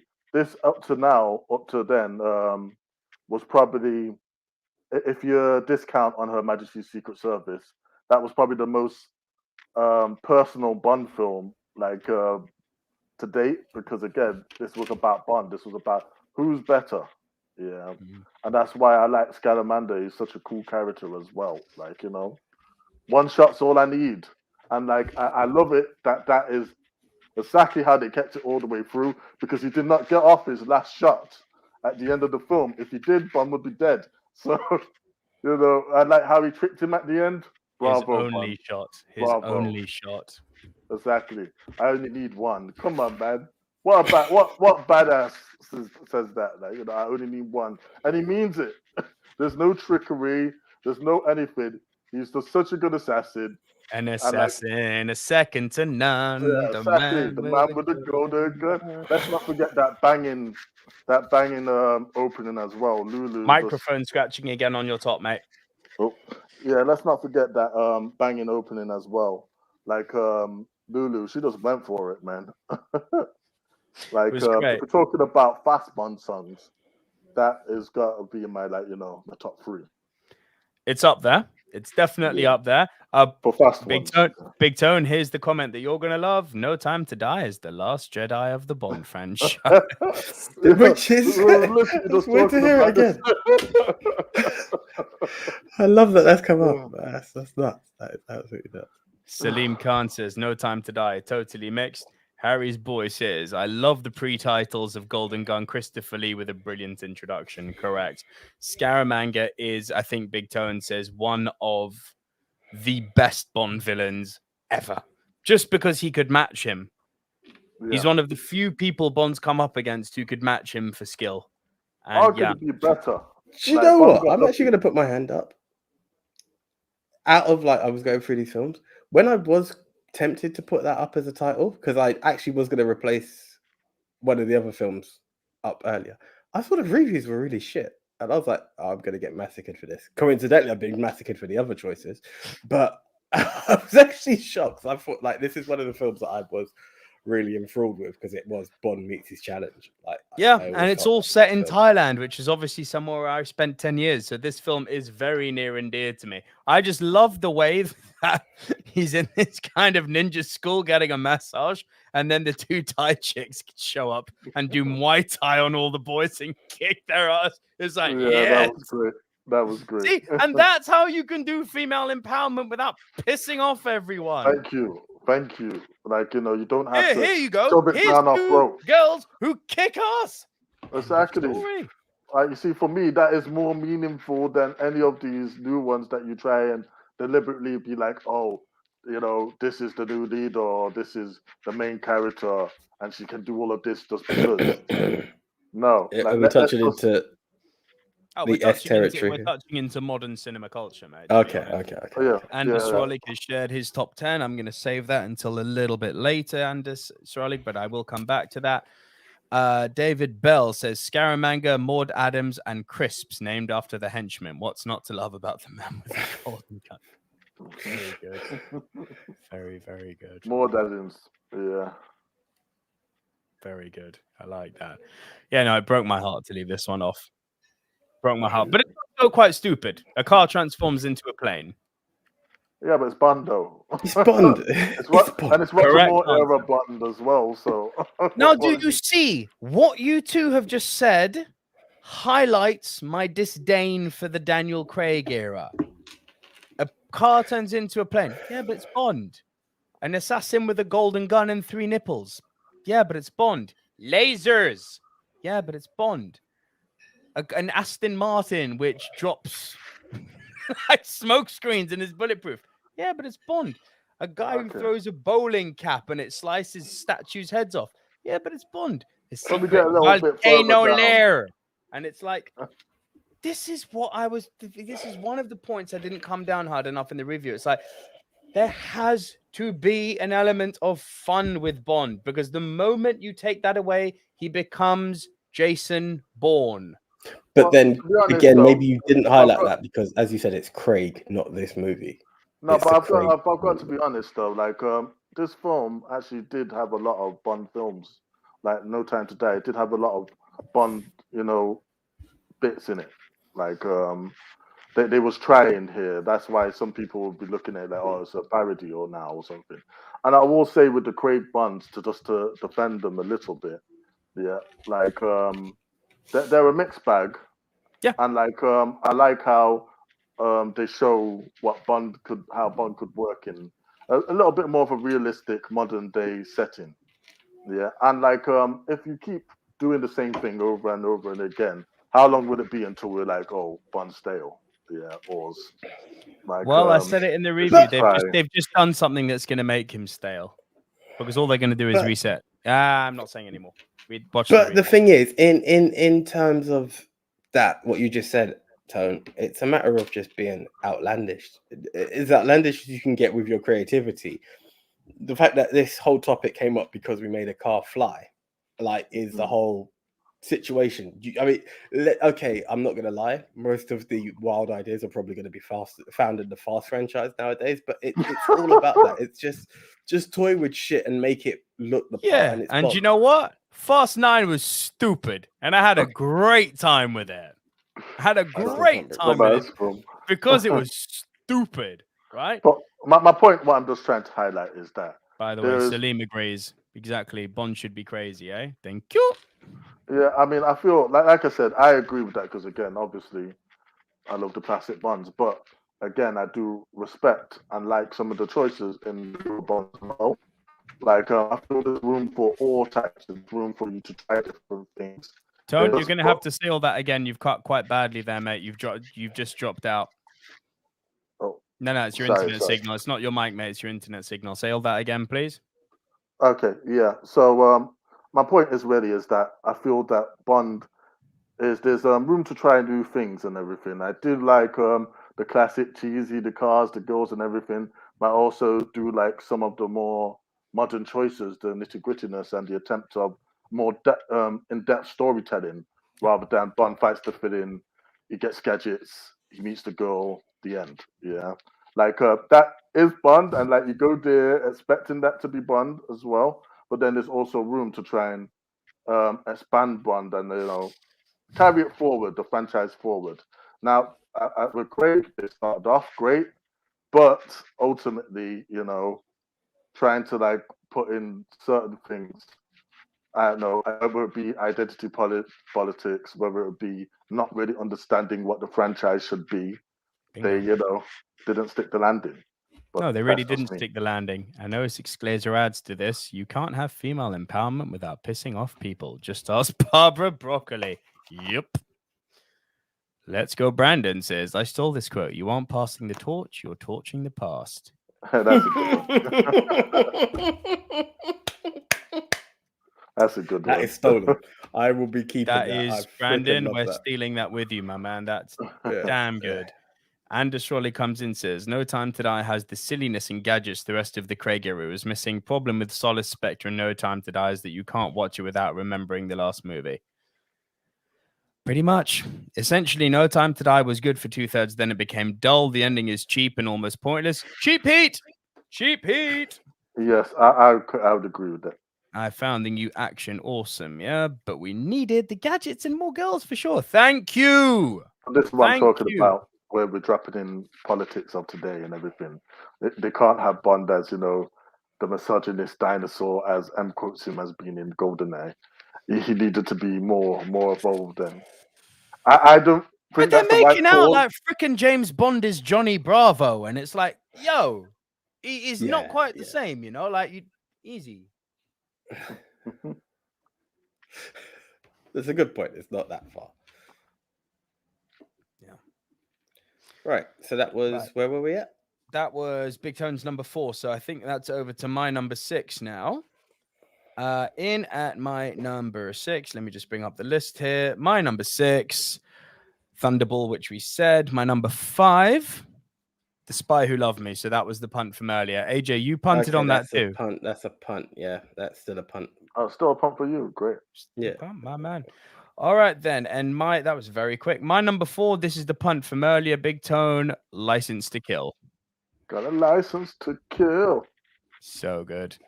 Yeah. So I'll bring Christopher Nolan again into this because obviously he's been doing the rounds whereas No Time to Die is released recently because obviously everyone wants him to direct a Bond. And so he's been doing. He'd be brilliant. I'd love to see him direct a Bond movie. Kind of did one. It was called Tenet. But if he did Tenet without the time travel, I'd be like, yeah. But then would it be Christopher Nolan if it didn't have time? You know. Well, I mean, Big Tone was saying Bond is a time magician now. So I was saying that he's Nolan's a Time Lord from perfect. Doctor Who. Well, after that ending of No Time to Die, he must be. Oh, exactly. So Nolan's the perfect guy for this now. Look, he also, while saying that Thunderball was the best written of the James Bond movies, Nolan also said that License to Kill has aged incredibly well. And I say it really has, because let me just bring up this poster again, because there's a quote on it that I love. His bad side is a dangerous place to be. Now, all of this skull fuckery that's been happening in the Daniel Craig era, that it took people 5 movies to show a broken human. License to Kill did that whole arc in one fucking film. One film. Guess what? He lost his wife in a movie that we're going to be talking about a bit later, if I'm following Big Tone's punts correctly. He's lost his wife before. Guess what's just happened in License to Kill? His best friend Felix has got married, and he's had his wife killed and then been fed to a fucking shark. Okay? This is Bond angry. And that's why this film was also rated 15, because, it was so violent. Now, obviously, ratings have changed. Given that Jaws is a PG-13, now this is probably a universally accepted movie. I don't know. But when this came out, I've still got the VHS. This film was a 15. This was the most R-rated Bond we've ever had, to be honest. And this really showed the story of an angry, broken man who is out for revenge. Kind of like we had in a 5-movie arc with Mr. Craig. Again, this showed it can be done in one movie. I think Timothy Dalton gets unfair stick. I'm much like Big Tone says that there's not really any bad Bond movie until now. I still don't believe that we've really had a bad Bond. I'll defend them all. Even Craig, who's my least favorite, I'll still defend him. There are some movies he's done which are great. They're all good as far as I'm concerned. But Timothy Dalton often comes in for the most shtick. I know someone. No, really. You'll see when we read out the top 10s later how much the one you're thinking comes up in people's top 10. Like, people have grown to appreciate him. Really interesting. I mean, for people, they looked at it a lot as quantity. Oh, we only did 1, we did 2, so he's the worst.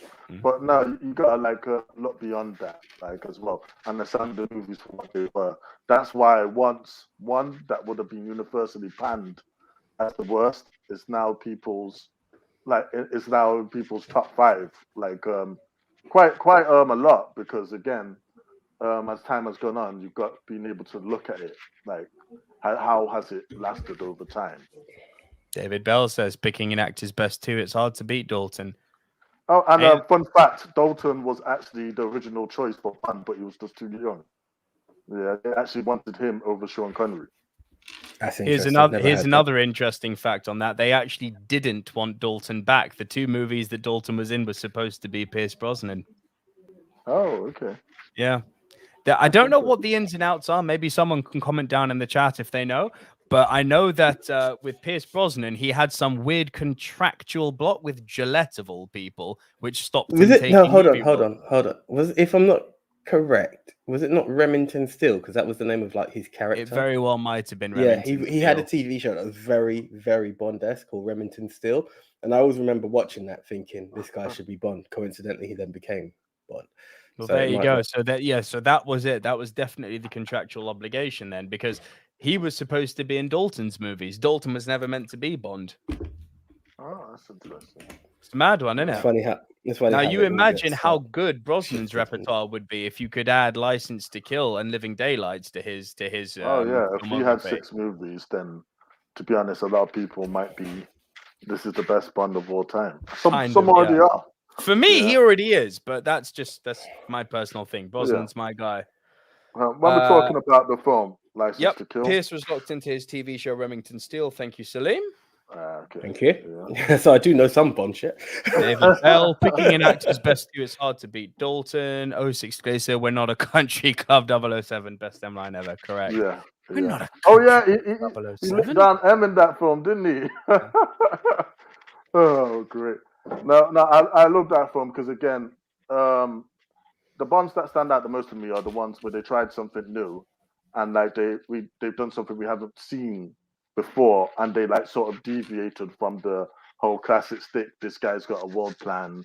We're gonna do something elaborate to take over the world. Bond has to stop it with a 1 second timer. Yeah, this is a complete departure from that. This is Bond, cocaine dealer. Scarface. Like he's got a world. Oh, big tone. Internet has dropped out like a motherfucker, mate. I think you were saying that he went after Scarface. In which sense? Yes. Yeah, like again, he went all Scarface in that film, and some of the death scenes and scenarios within that, it's just like it's crazy. You remember the Honestly, it's decompression chamber death scene? crazy. Yes, and obviously the bookstore at the end. Come on, you Yeah. can forget that. Yeah, and and what he does to Benicio del Toro there. Exactly, very young Benicio. There, 17 years old, Benicio del Toro, crazy, and plays the psychopath so well. And Astrologue says Dalton was asked to play Bond all the way back for Majesty. Damn.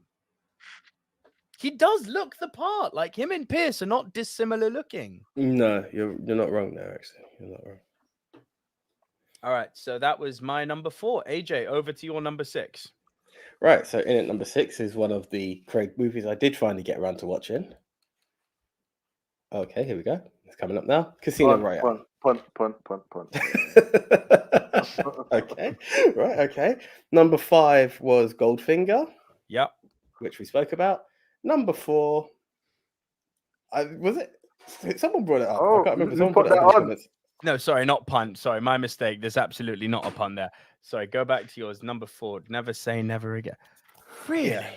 Okay, I'm surprised, isn't it? Are we actually classing this as canon? Well, we might as well now with what they did to the Daniel Craig. If Listen, if that Daniel Craig shit can fly, never say never again can fly. Yeah. Here you go. You heard it first here, folks. Never say never is now canon. Well, So, did we say AJ. top 10 Bond movies or top 10 canon Bond movies? I mean, There's no differentiation. Well, if we're gonna say Bond film, then like we could like actually bring in the very first Casino Royale. David Niven. Yeah, David Niven. What was that?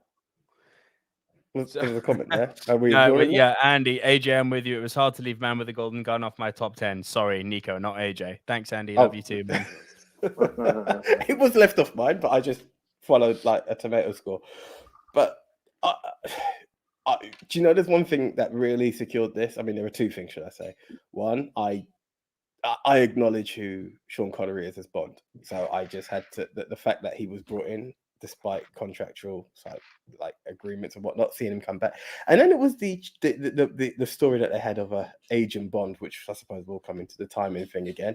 And is he still good enough? And if it just, to me, the story of having Connery play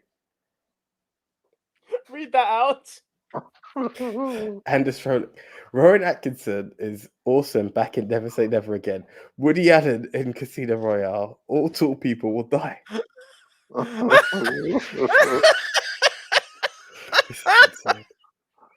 I love the silver screen dudes. I really do. Guys, can I say this is the I most love it. interactive pod we've had, and I absolutely love it. The madness and the passion from you guys is absolutely beautiful. All tall people will die. I love being with movie fans. There's just nothing better. Oh, goodness me. Right. Never say never again, AJ. Yes. Yeah, that's what I'm saying. No, he had an aging Bond in this situation where he has to prove that he's still good enough to be able to take on the task. And it all seemed to fit the mold. You know, he had to go for a fitness test. He's gone through all of that, and he could still kick ass. And it was just that whole thing of what, you know, before Brosnan, who I'm going to put the flag out as my Bond.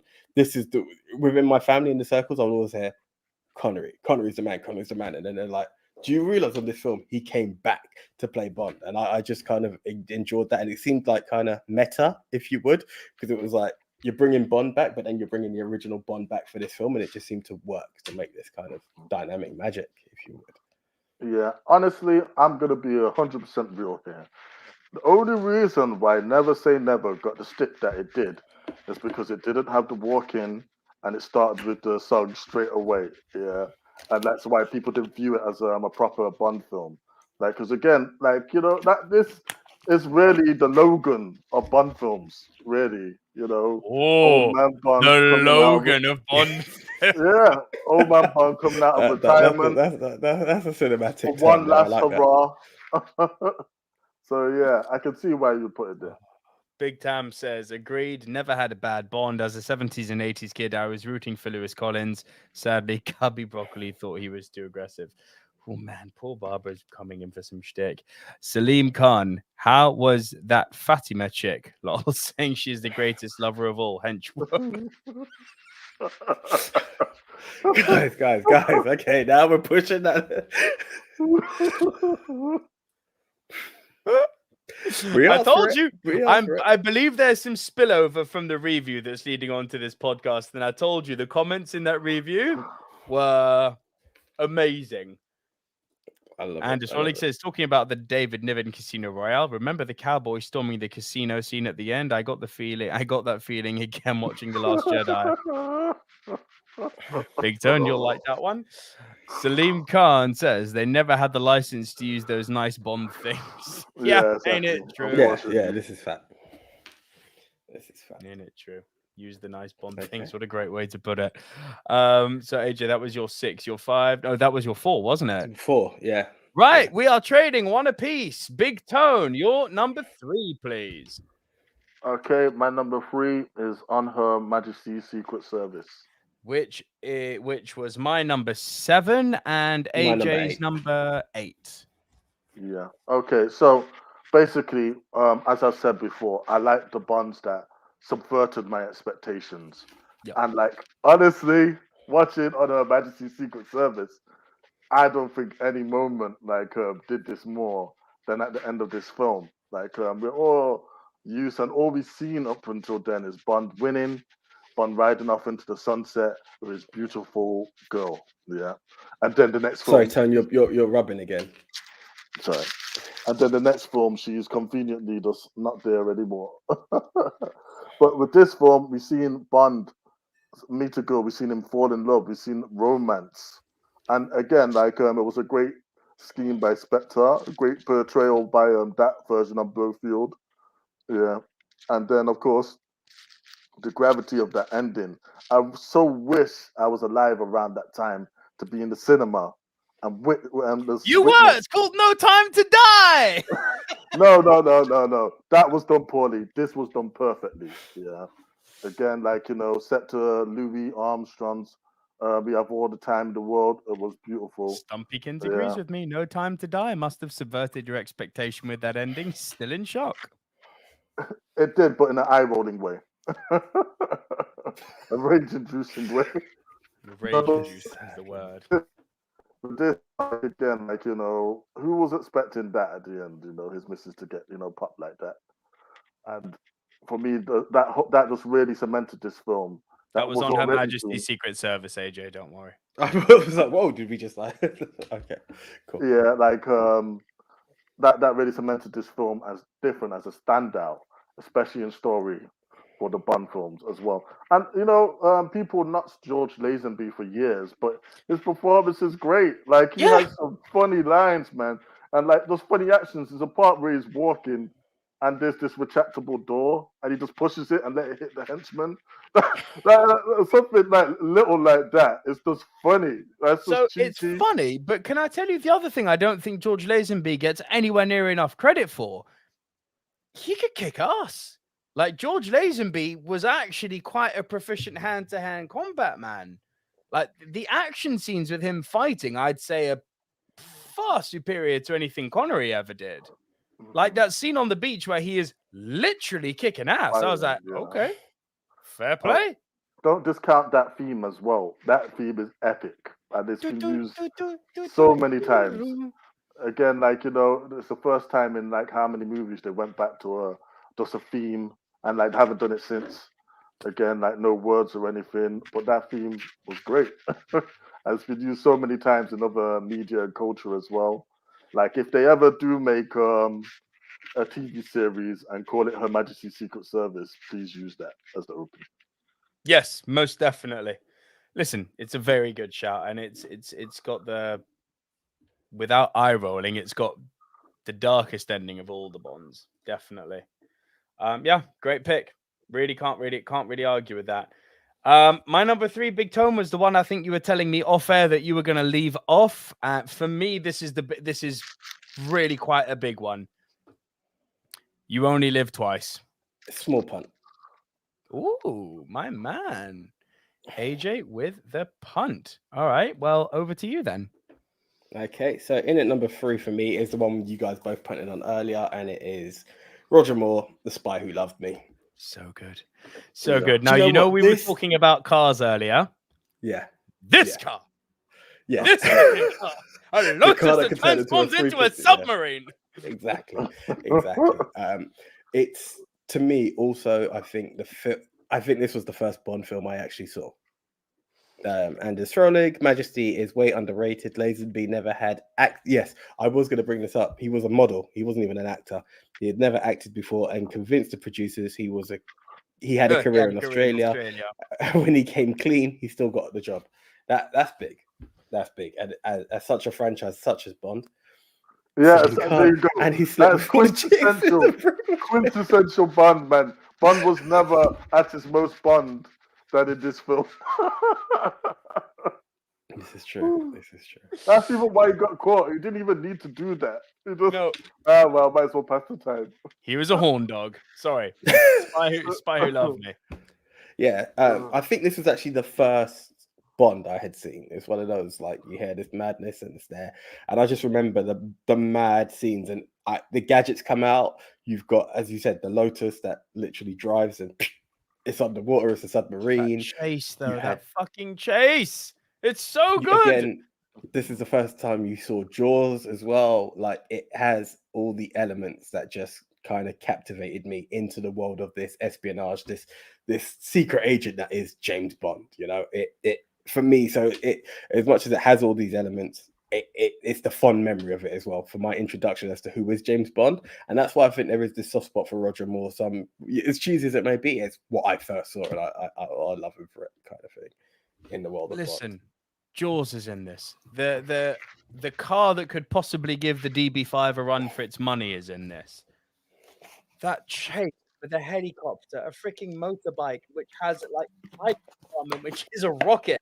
There's a freaking base. There's an underwater base in this movie. There's an underwater base. Like, this movie is awesome. It is awesome. And again, look, let's be real.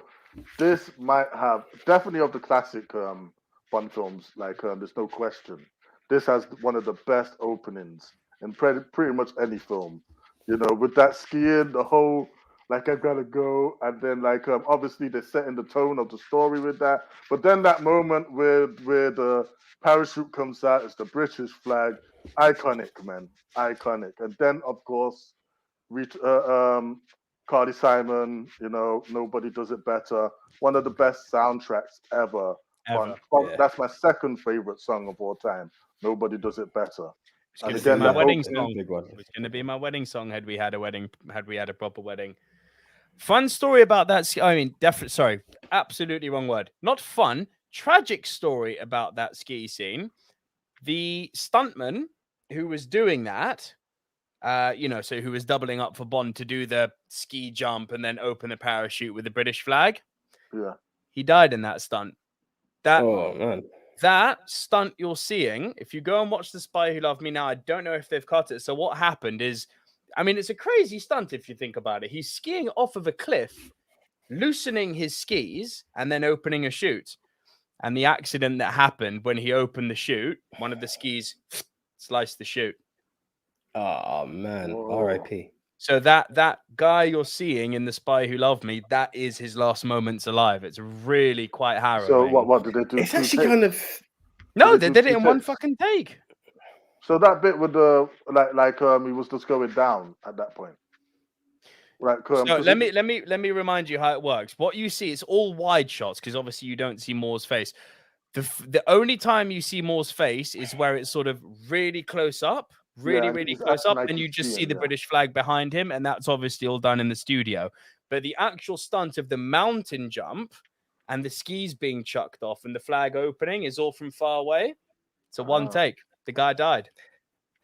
So I had a bit of a shiver there. That's kind of So what you Well, are you know seeing in what? that movie Listen. is a man's last minutes alive. It's I mean- really quite harrowing. I mean, R.I.P. to that legend, man. Honestly, but to be immortalized forever in one of the greatest films and one of the greatest scenes, his legacy lives on today, man.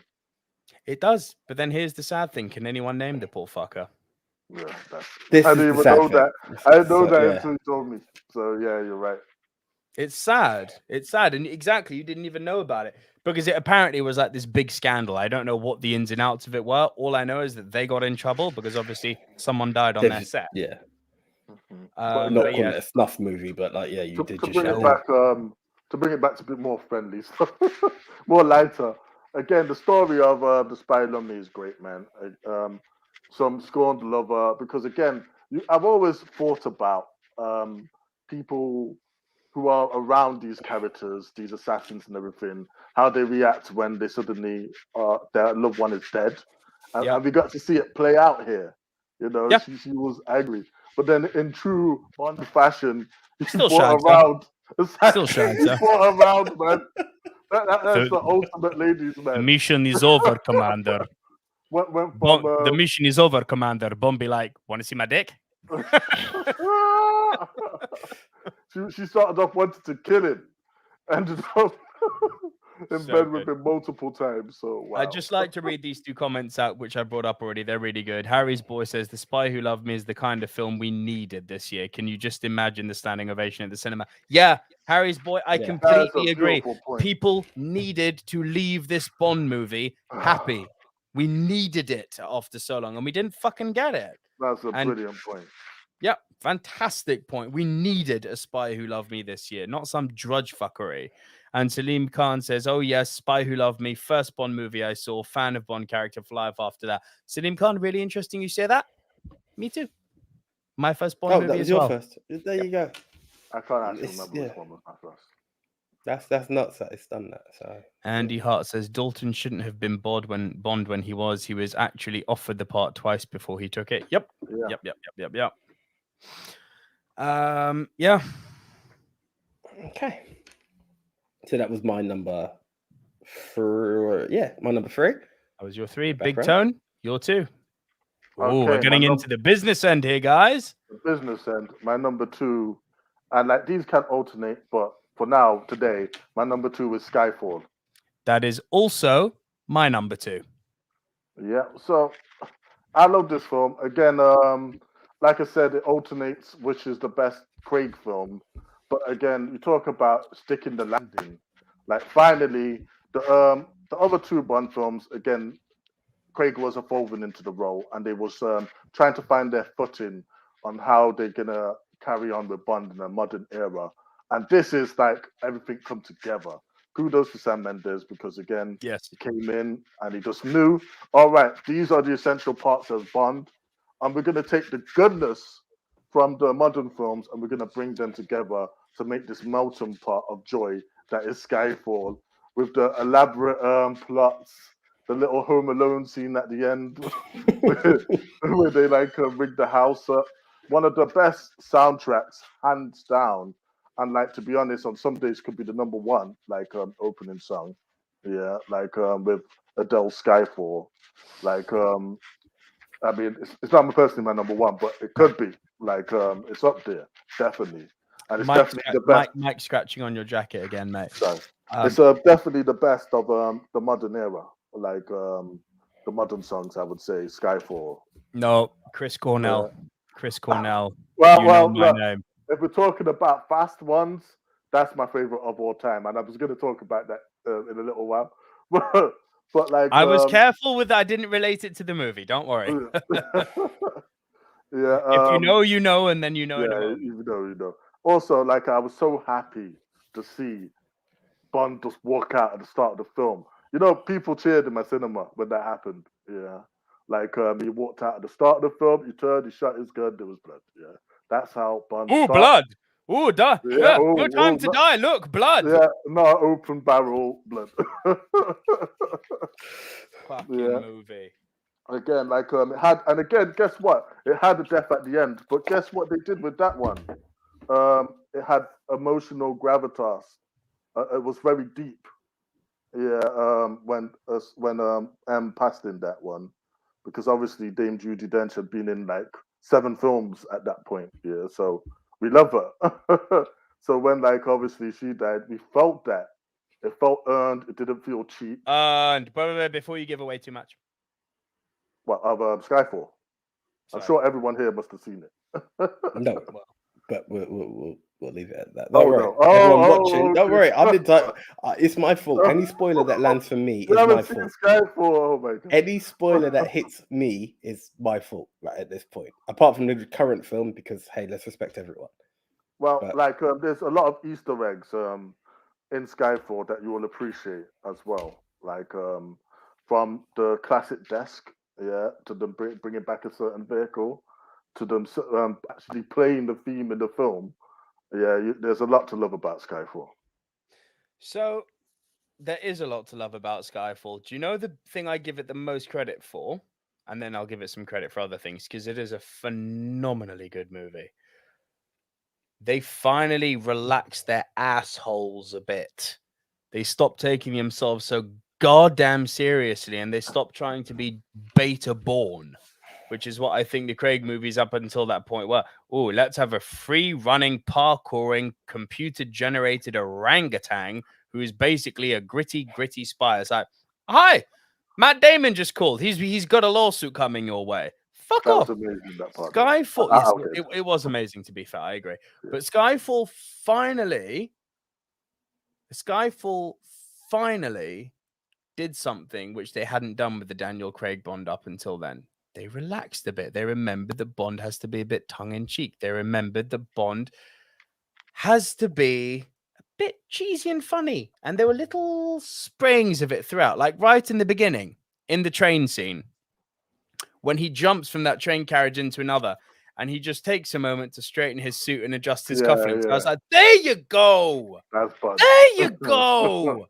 Stop taking yourself so seriously, Craigo. Relax your batty and have fun with it. And he finally looked like he was doing that. Then he got all Wounded D again and got fucking serious.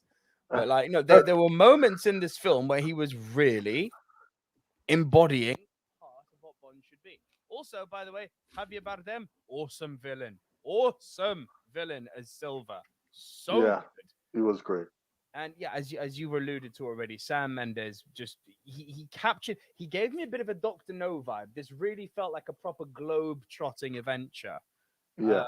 Sorry, Harry's boy brings something in. Q was a big part of Skyfall, was so good. Yes, he was. Q, played by Ben Whishaw, was fantastic in this. Riri Thomas says, speaking of great opening scenes, the opening for The Living Daylights is amazing to me. Of course, man. Better make it 2. I'm drawing a blank.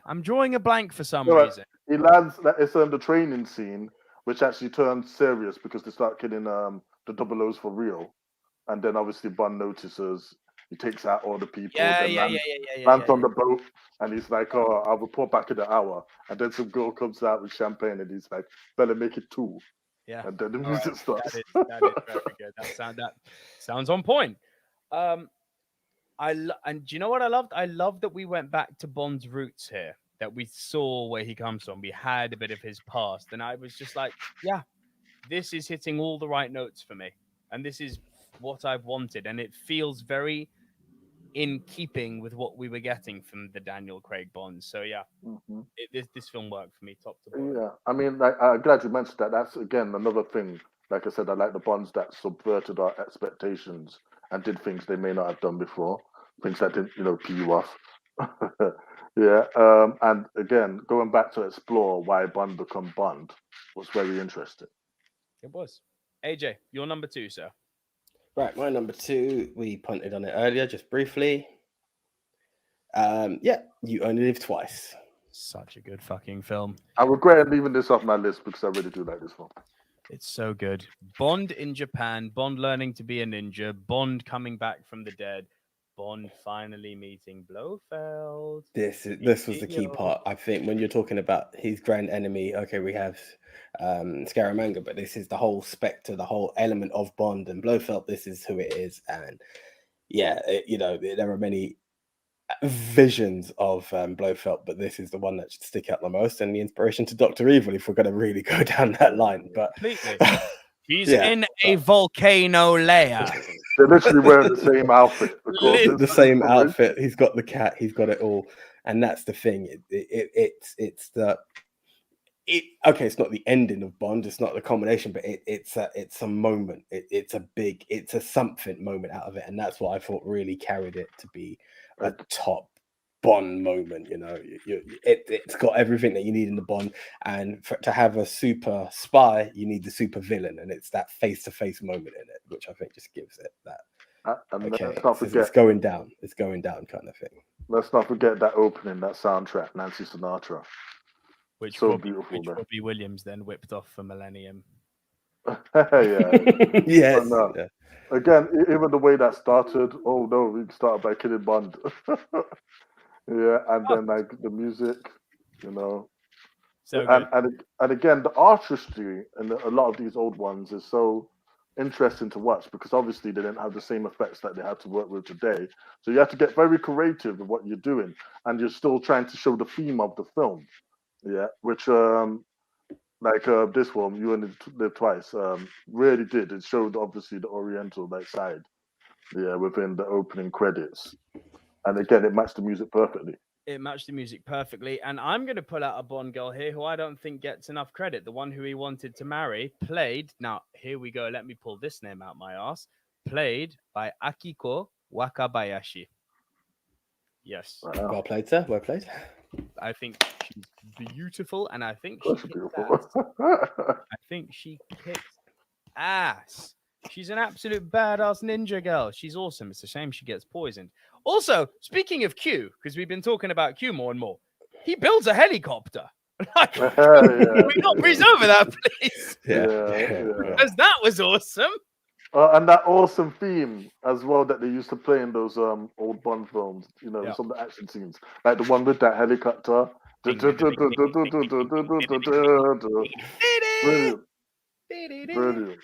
No, not the main theme. It's the action theme. Like it's in some of the Bond films. Yeah, it's orchestral. Watch the helicopter scene again. You'll see what I'm not humming it. Look it up. Yeah. Well. Yeah.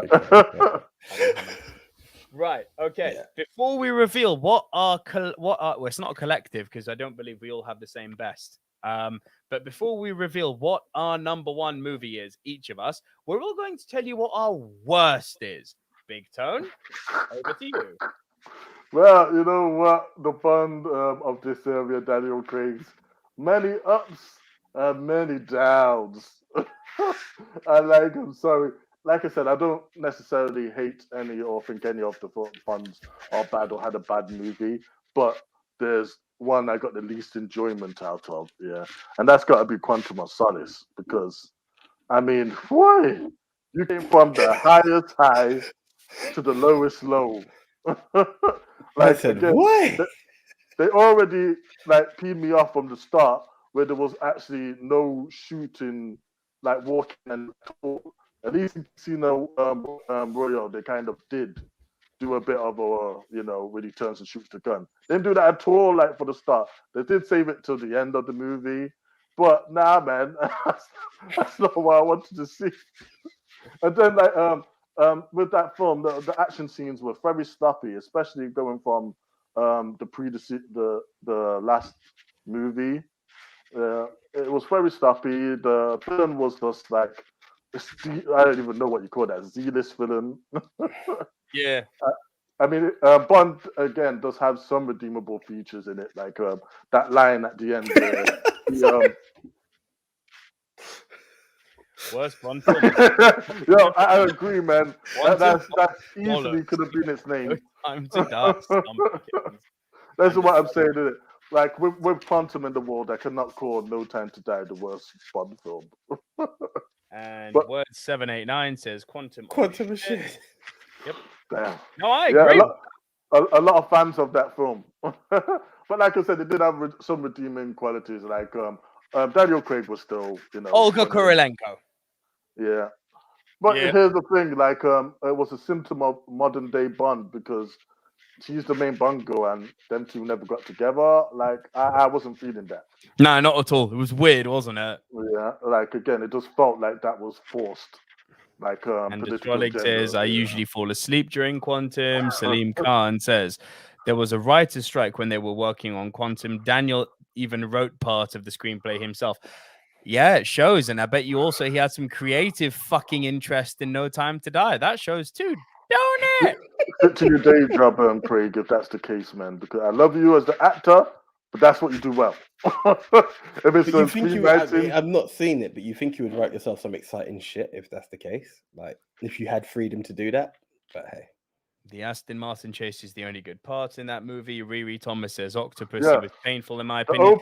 The opening of Quantum of Solace, minus them not having to walk in, that was exciting. Yeah, I've got to give him that. Yeah. Quantum of Solace is the shortest Bond film and feels like the longest, Edward 789. Now, I actually agree with that. I actually completely agree with that. Because if you ask me what's Quantum of Solace about, I genuinely don't remember. I've got this image in my head of walking through the desert. That's literally the takeaway I have. Bond and what's her face, played by Olga Kurilenko, being in a cave and then walking through a desert. That's the memory I've got of the film. Everything else is just not there. And again, they're guilty of doing all these too close-up action shots and everything, where you can't really see the action. They're just going too fast and everything. It's all zoomed in. Like, you can't really see the scenes, the hand-to-hand combat or whatnot. It's too close. It was way too close. Andy Hart says, Quantum of Solace is so underrated. It looks amazing. The action is great, and it really gets the tone of the character from Fleming's novels. Andy, I'm not touching that one with a 10-foot pole, my friend. He's to the Rome. Yeah, it's probably best. Harry's... I'm glad you got some enjoyment out of it. Like I said, it has some redeemable qualities. Yeah. Again, like I said, it has one of Bond's best lines for me when he chucks the oil to him. And I give it 10 miles before you drink that. Like over the desert. I thought that was a great line. If Harry's boy says if Daniel Craig had creative control on Moonraker, he would have wiped out the planet Earth. Agreed. Anders Rollig says best part about Quantum is a Norwegian comedian journalist who was serving vodka martinis on the red carpet. He ended up drunken on the front of all newspapers. LOL.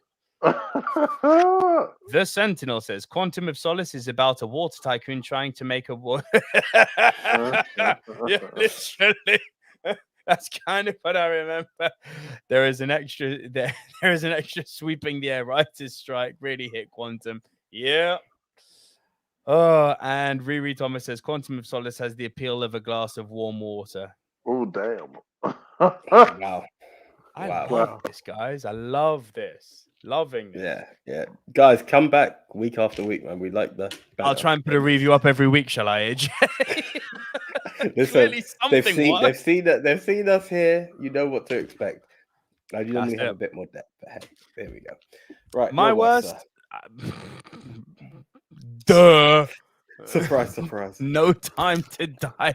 I'm not going to fucking say it on live. I'm not going to say it on air the other day going, worst Bond movie ever! And then be like, Nah, Quantum. Nah, Octopussy. No, I'll give a very condensed version now. It is not the worst made Bond movie. It has action that had me on the edge of my seat. It was beautifully shot for most part, like genuinely beautifully shot. It was well acted for most part. It suffered from a villain who is underdeveloped. It really suffered from a story that ultimately was convoluted because about halfway through the movie, if you're paying attention, the villain's kind of achieved his objective. Everything that happens after that doesn't need to happen.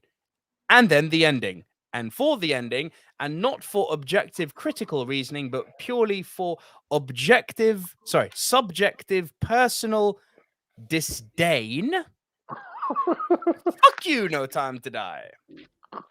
Fair play. Fair play. I set, Can't talk what you ain't seen. I set the opening and the song. I really like that song. But the Eilish did a good job with the song. And the Ghost of John Wick's. Wow, what a YouTube handle! The Ghost of John Wick's Beagle. Oh my god! Although all his films aren't good, Brosnan will always be my Bond. Yes, never took Craig seriously. Co-signed. Let's go. Brandon says we don't need another Bond for a few years. We have John Wick 4 now. Yep. Yeah, let it lie for a good while. Yeah. Salim Khan says, Nico, do it. Weekly reviews, I'll be here. Salim Khan, I think I'll do it. The Sentinel says, if Quantum of Solace was a proper continuation of Royale, it would be a tightly paced revenge film in the vein of John Wick, with Bond hunting down every member of Quantum, but it got derailed by water. I love the internet sometimes. And I love all of you guys commenting. And as well, says, so you put Never Say Never Again above No Time to Die? Huh? Go on, Nico. You put Never Say Never Again above No Time to Die. Ooh. No. This is the worst. We're talking worst, just in case you didn't know. No. So he's saying, do I put No Time to Die as worse than Never Say Never Again? And Astrologue, all of it is in the review that I put up a few days ago. But the short answer is yes. Harry's boy says, I subscribed earlier. Harry, thank you so much. Word 789 said, ending was like, what the fuck? This is Craig. Goodbye. Indeed. And Astrologue says, the Sentinel says, I would. And Astrologue, we need to hate on Die Another Day as well. Coming. Wait for it. The Sentinel says, I'm just going to pretend Spectre was the ending in the Bond era. No Time to Die is just feminist fan fiction. Oh, wait, it is. And that's the great thing about Spectre. Like, if you want a happy ending for Bond, No Time to Die don't exist. Spectre was the end. They pretty much wrapped it up with Spectre. So I don't know why this film was made, but hey. I do. It's all in the review. And Riri Thomas says, thank you. I'd actually like to talk about Rami a moment. Rami Malek is an Oscar-winning actor, and they gave him a script like, shows how important writing. Thank you. I said this in the review. He was Freddie fucking Mercury, and he was really good as Freddie. What was this fuckery? Well, they did the same to Blowfield. And you could tell he was trying. You could tell the few scenes he was in was like he was really trying to bring some gravitas to this role. But again, if you've seen the movie twice, you'll agree with me. If you watched it once and you were paying attention, his revenge is completed halfway through the movie. Everything after that is just visual noise, and it's irrelevant. Completely fucking irrelevant. Yeah, I mean, I gotta agree. But again, they did. I can kind of say the same about Blowfield in the Bond films. Again, great actor, but does not given enough for us to show, for him to for us to really see that the impact of his ability come out on the screen. There was one part in Spectre where he was first introduced in the dark. Yeah, I thought that was great. But then as time went back on, it was, you couldn't have given him a bit more to do than that or something a bit better. Great Wooter put a great comment here I've got to bring up. So Great Wooter says, Phoebe Waller-Bridge is the author of all my pain. She turned around, it was me. It was me all along. It was me, but First, I was a feminist robot in Star Wars. Now I won't say the ending. The Sentinel says Rami Malek was great in Mr. Robot. Yes, he was. Legendary. He was brilliant in Mr. Robot. Great show. Check it out if you haven't seen it. Word 789 says, I actually cringed at the plot. This is directed by the same guy as True Detective Season 1. Really? Yes. I know, right? And the Sentinel says, great Wuto. She was also the pansexual robot the Lando was banging in Solo as Star Wars.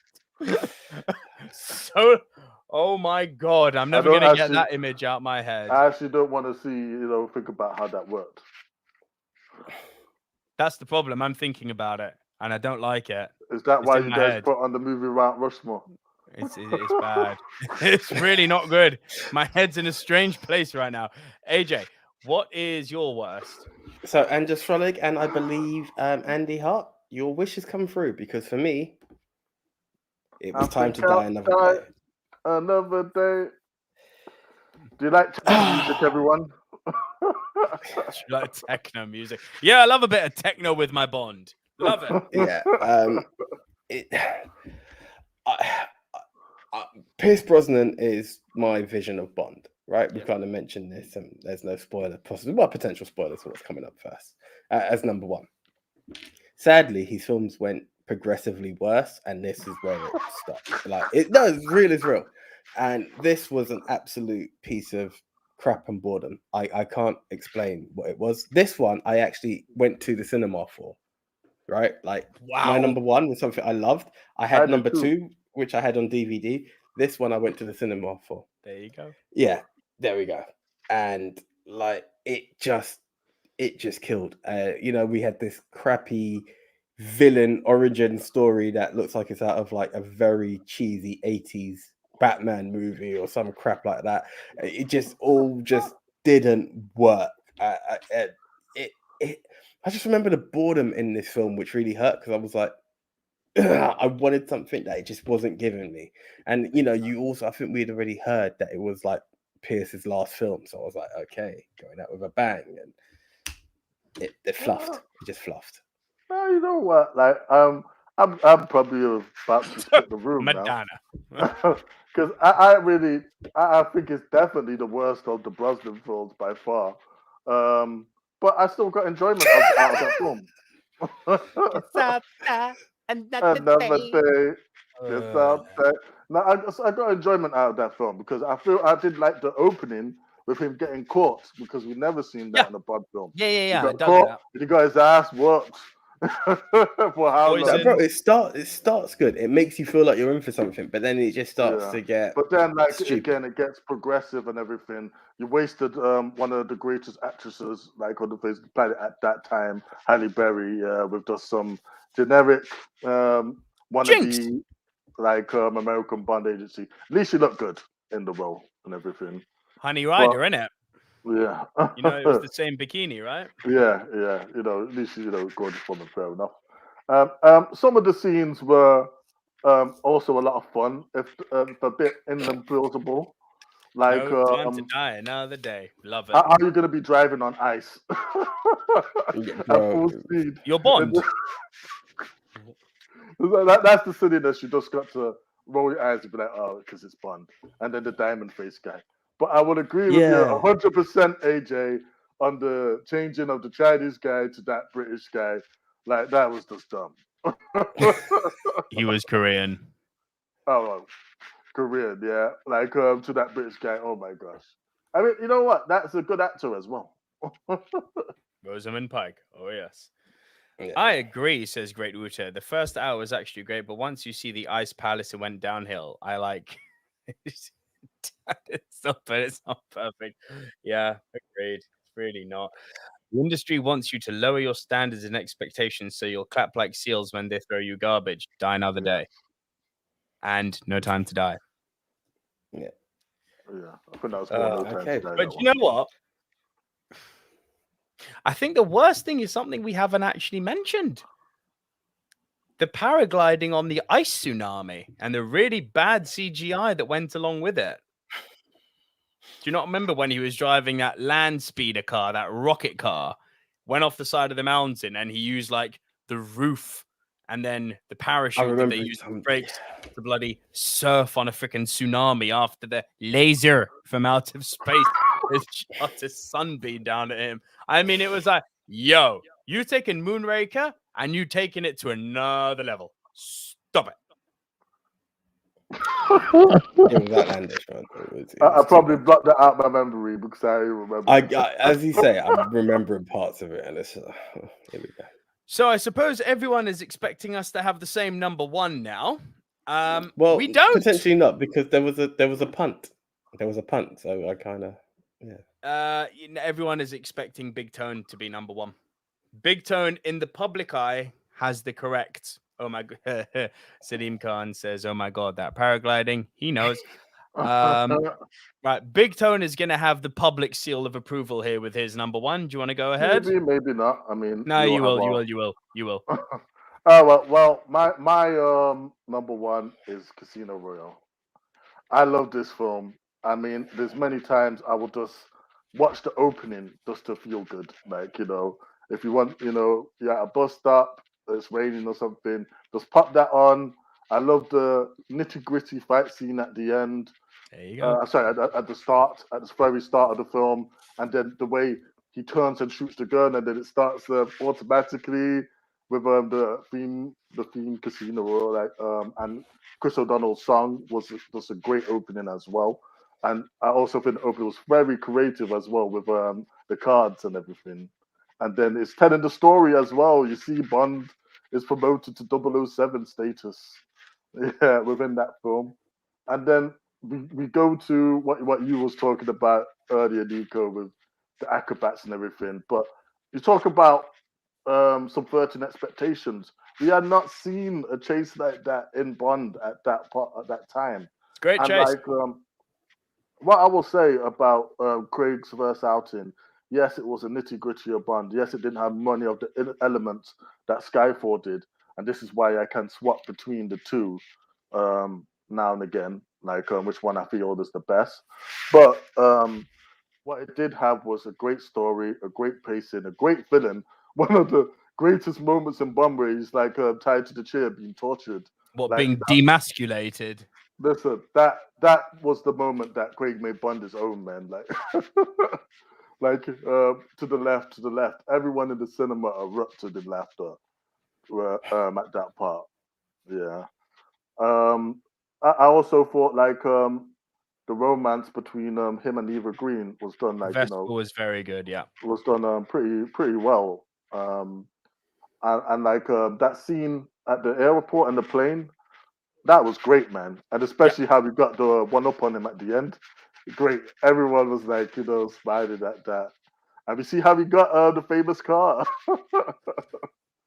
Yeah, like I feel that there's a lot to love. And again, they set the bar so high that like it just was traded ever since.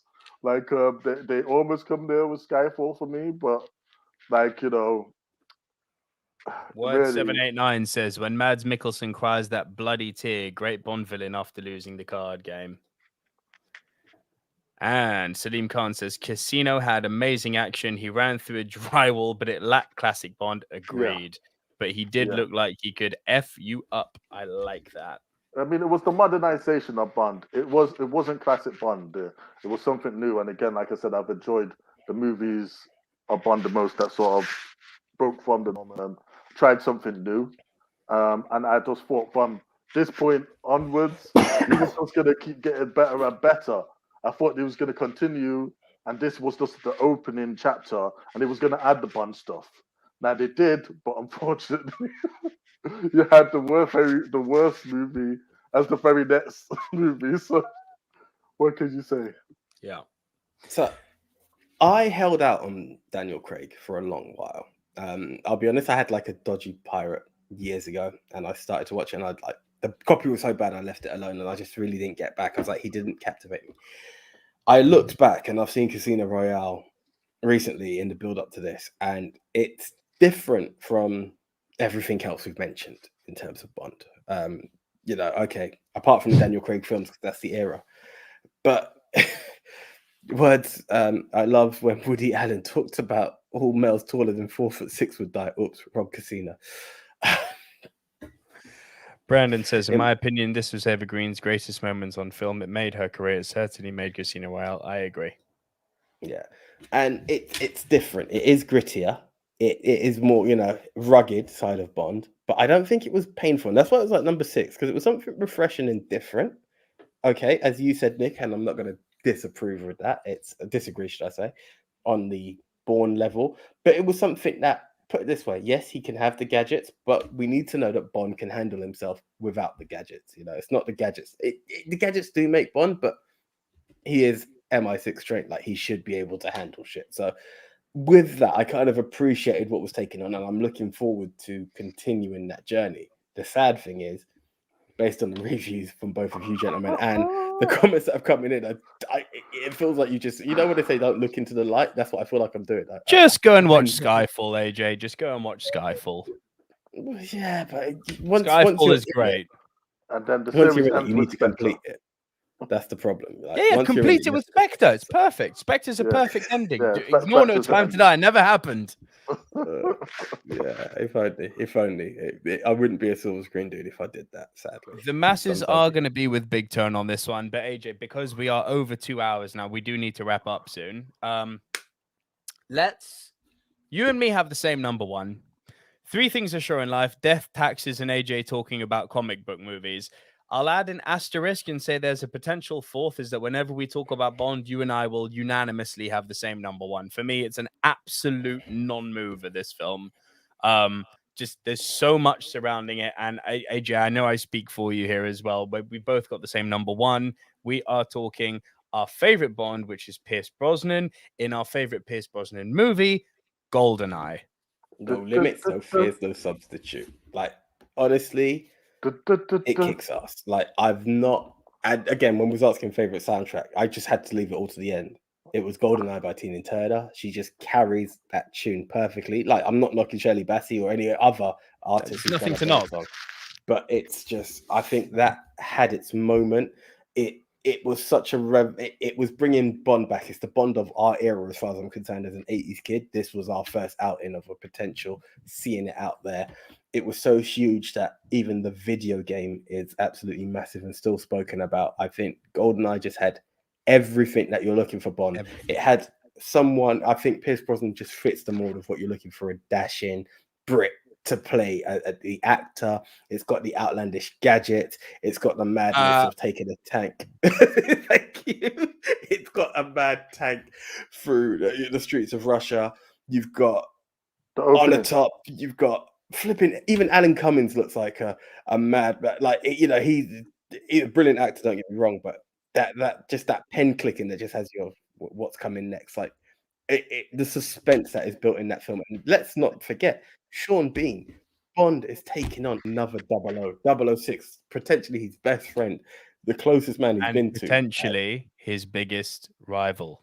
His best friend, his biggest rival. That he's kind of the reason I left Scaramanga off, because I knew there was one villain who topped him, and I believe 006 is the greatest Bond villain ever. That's my second favorite Bond villain ever. Even though I haven't put the movie the Doctor, that's still my second favorite.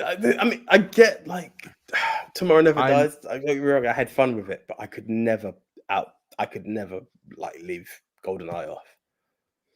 You can't. Even for someone who hasn't seen all the Bonds, GoldenEye is one of those films that would be in my top list. It's just that GoldenEye top to bottom, as evidenced by the fact that it's my number one, is the quintessential, forever will be perfect Bond film. The opening scene, we've got to go somewhere larger than life. Let's go to one of the biggest dams in the world and let's bungee jump off it. Iconic.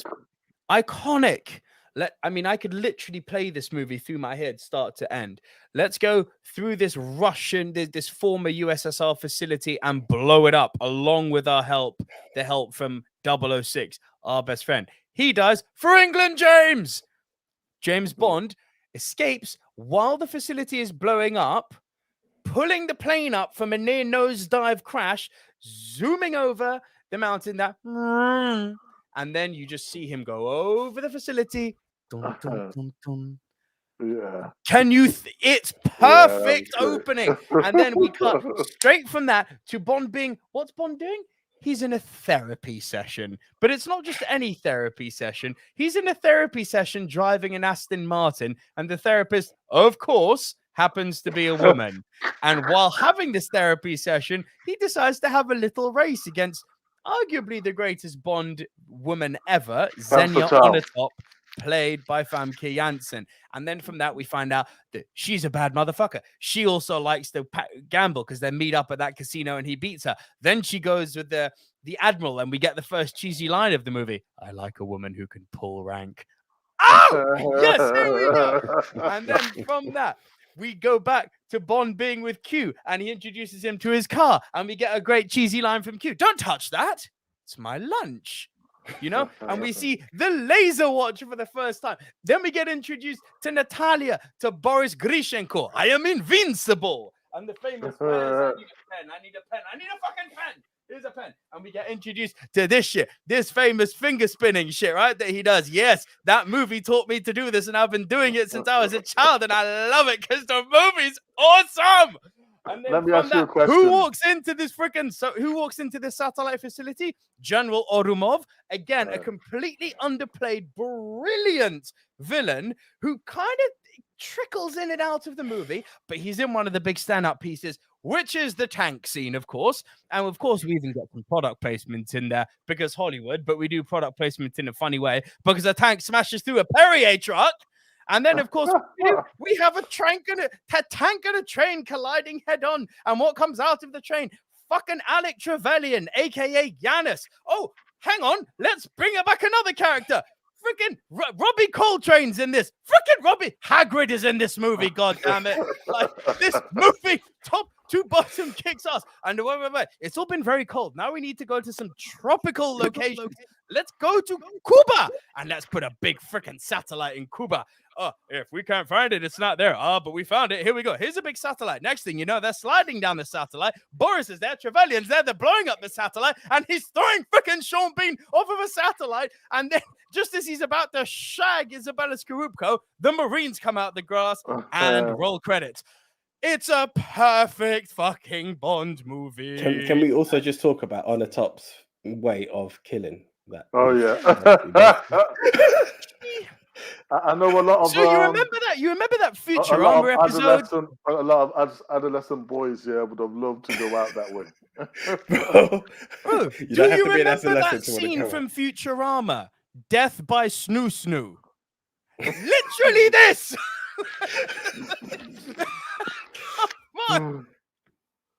I was going to ask you a question. What do you think is the best line of that film, GoldenEye? For me, it's one thing, and that's when 006, 007 are fighting, about to drop him. You know, Bond, I was always better. She loved that line. And then, of course, my favorite line is when he looks up. For England, when he looks up and goes, "For England, James? For me." That's a great line as well. That's big. The same fight. So good. And it is old school Bond. It's old school Bond in the best possible way. It takes everything good from all of the old Bond movies. It gives you the gadgets. It gives you the tropical locations. It gives you this brilliant personal story while staying in the realm of MI6. And it gives you Pierce Brosnan, who is such a perfect Bond. He's got that perfect mix of cool, calm, aggressive, sexy. I mean, if I would fuck Pierce Brosnan as James Bond if I was gay. Like, Jesus Christ.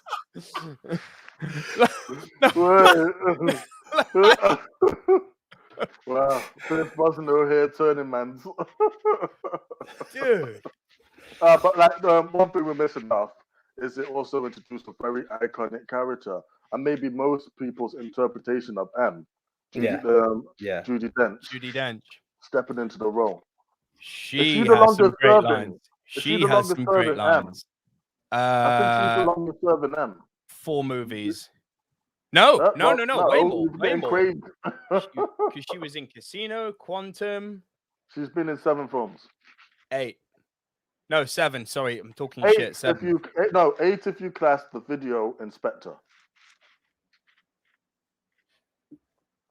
The video message. Best line gotta be whatever Coltrane is saying about his wife. Okay, Coltrane. scratch what I said. Scratch what I said. That is the best line. That is the best line. Refresh my memory. I'm drawing a blank. Like when he goes to see Robert Coltrane and Pierce Brosnan is like, "Oh, who's strangling the cat?" And then he looks Strangling around. the cat. That is He looks Elena, around. my mistress. And then straight afterwards, he's like, "Yeah, take a hike." Elena, take a hike. It's very good. Oh man, that was brilliant. It's very good. Do you know what? Robbie Coltrane's he's actually got a very good line in The World Is Not Enough when he comes back as well. Hello, I'm looking for my nephew. He's young and he drives a submarine. It's long and black and hard. It's like talented girl. Yes, Andy Hart. Talented girl. That's another great line. Or when fucking Zena's riding him just after the helicopters crashed and Natalia tries to whack her with a stick and she just sort of grabs her by the hair and goes, "Wait your turn, darling." She's scary and sexy at the same time, and I like that. I'm sorry. For sheer fun. Nothing. Another great line. With her in it and Bond fighting in the shower scene after she tries to You think you can break me, huh? and he's like, "You think you can hurt me?" It's like no more foreplay. That was a great line. No more foreplay. Take me to Giannis. Yes, sir. Riri Thomas says The World Is Not Enough is very underrated. Completely agree. Nearly made my top 10, Riri. Right, guys. It is that time of the show now where we have all talked about our top 10 lists. We're now going to give you guys your quick shout outs and go through your top 10 lists right now. We've got them all up here. Then we are going to make the movie Mount Rushmore. And since we've got quite a lot of you live on stream now, feel free to try and influence us. Bearing in mind, the movie Mount Rushmore, the core of the movie Mount Rushmore, is about picking the 4 quintessential, diverse, must-see movies. Okay? So if we just go Daniel Craig, that's boring. The rule doesn't say that we have to pick 4 different Bonds, if you can make an argument for it. I'll leave that to you guys in the comments down below. For the moment, I'm just going to have a quick scroll back up here, see if I can find... Oh my goodness, there's a lot of comments. While Nico's scrolling and trying to find it, can I just thank you guys? Because, hey, we do this all the time, and the comments have absolutely been popping. There's a point I stopped tapping the comment button, and Nico's done it. That's 120 that I've had unread on my end. It's like you guys have been very interactive, and we appreciate this. And guys, whether it be a Tuesday or Wednesday, the time will be around 9 to 9:30. Please do join us. Like, we are available live every Tuesday or Wednesday. We're just trying to refine that. It all depends on schedules. But we are here on Facebook and YouTube, and it's a different topic each week. So if you do appreciate film, I know Andy is a solid follower of the movie Mount Rushmore, both on pod and now on YouTube. Like, join in, guys. We'd love it. Are you ready, sir? I see you. No. Have you seen that our streaming service has knocked off like 3/4 of the bloody comments that have come through? Like, I can only scroll up so far. Are you able to scroll up further? Let's see. The most furthest one back I can get is only from an hour ago. So I'm missing the first hour, essentially. I didn't know it ever done that. I've got my top one is AJ, I'm with you, from Andy. That has I've got the one literally just before that. That's really annoying. They didn't used to do that. They did not used to do that. Guys, what we're going to do now is beg you to just write it back in. I can only but apologize. That is not something that used to happen. I would have secured that somewhere else.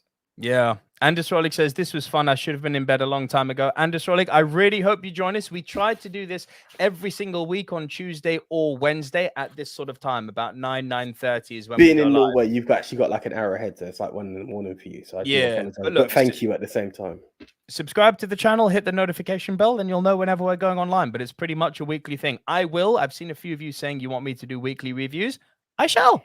I'll even ask you guys what you want me to review, and then you can send me on my way to the cinema and either torture me or edutain me on something. Right. Let's try and put the Rushmore together, shall we? So I'm going to fight for GoldenEye. Well, Okay, hang on. Revenge Class says Goldfinger, The Spy Who Loved Me, The Living Daylights, GoldenEye, and Casino Royale. There can only be 4. Yeah.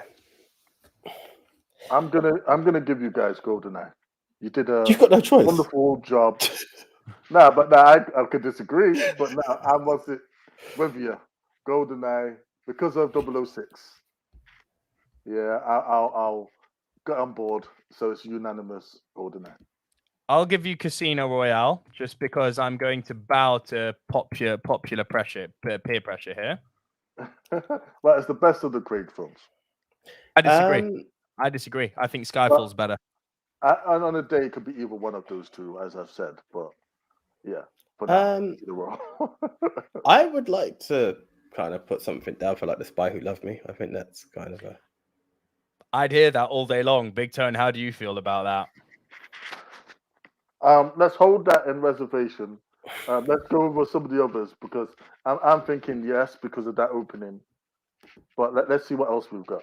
I'm also thinking You Only Live Twice because... Oh, Anders Trolloc has come back. Thank you for that. Live and Let Die, Majesty, GoldenEye, License to Kill, No Time to Die, Russia with Love, Goldfinger, Spy Who Loved Me, For Your Eyes Only, and Moonraker.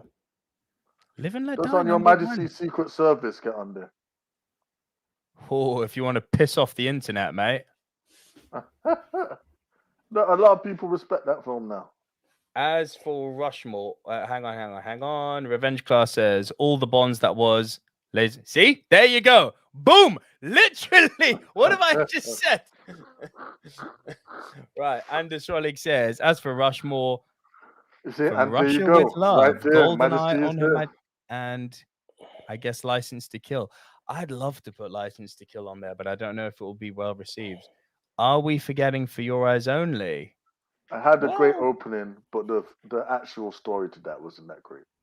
Harry's boy says, okay, here goes. Top 10. Oh, shit. Big Tone, you're going to have to help me with the abbreviations here. I'm not very good at this. What the hell's OP? Octopussy? I hope not. Oh, yeah, it is Octopussy. You reckon? It is. It's Octopussy. Okay. Yeah. D-A... And... Harry's boy, we're really sorry. We're really shit with abbreviations. DAF. Wait. I'm coming. DAF. What's that? I need a list of Bond movies up and. I've got my DVD. Well, 3 is Goldfinger. Trying to look. Oh, Diamonds Are Forever. Diamonds Are Forever, Goldfinger, so stupid. From Russia with Love, Moonraker, A View to a Kill, For Your Eyes Only, The Living Daylights, Casino Royale, TSW, LM, The Spy Who Loved Me. Good list. Yeah, I like that. And Disrolik says, Live and Let Die is my guilty pleasure. Yeah, I hear that all day long. That's why it's my number 8. Revenge Class, No Time to Die is an abomination. Revenge Class, you are always welcome on the channel. Great Rita's got. Gotta have GoldenEye. Gotta have a Connery film at least. Thank you. Yes, must have GoldenEye and Connery. I'm picking You Only Live Twice. It's kind of. I agree. Let's go for you. But what about Thunderball? I don't know. Here's the thing: if you break down Connery, it's going to come down, I believe, to Goldfinger because of how freaking iconic it is. As you said, arguably the most popular James Bond. Your word. We've probably got to go Goldfinger. Goldfinger. You got Thunderball, which is up there. You're cutting out, Nico. Your audio's gone, bro. Oh, hello. Yeah, you're back. Okay, cool. So you've got Goldfinger. You have got, in terms of being the most famous, you've got Thunderball, which is, as we were discussing earlier, arguably the best made and the best written. But then you've got the story, man, from You Only Live Twice, which is such a big moment in Bond's history.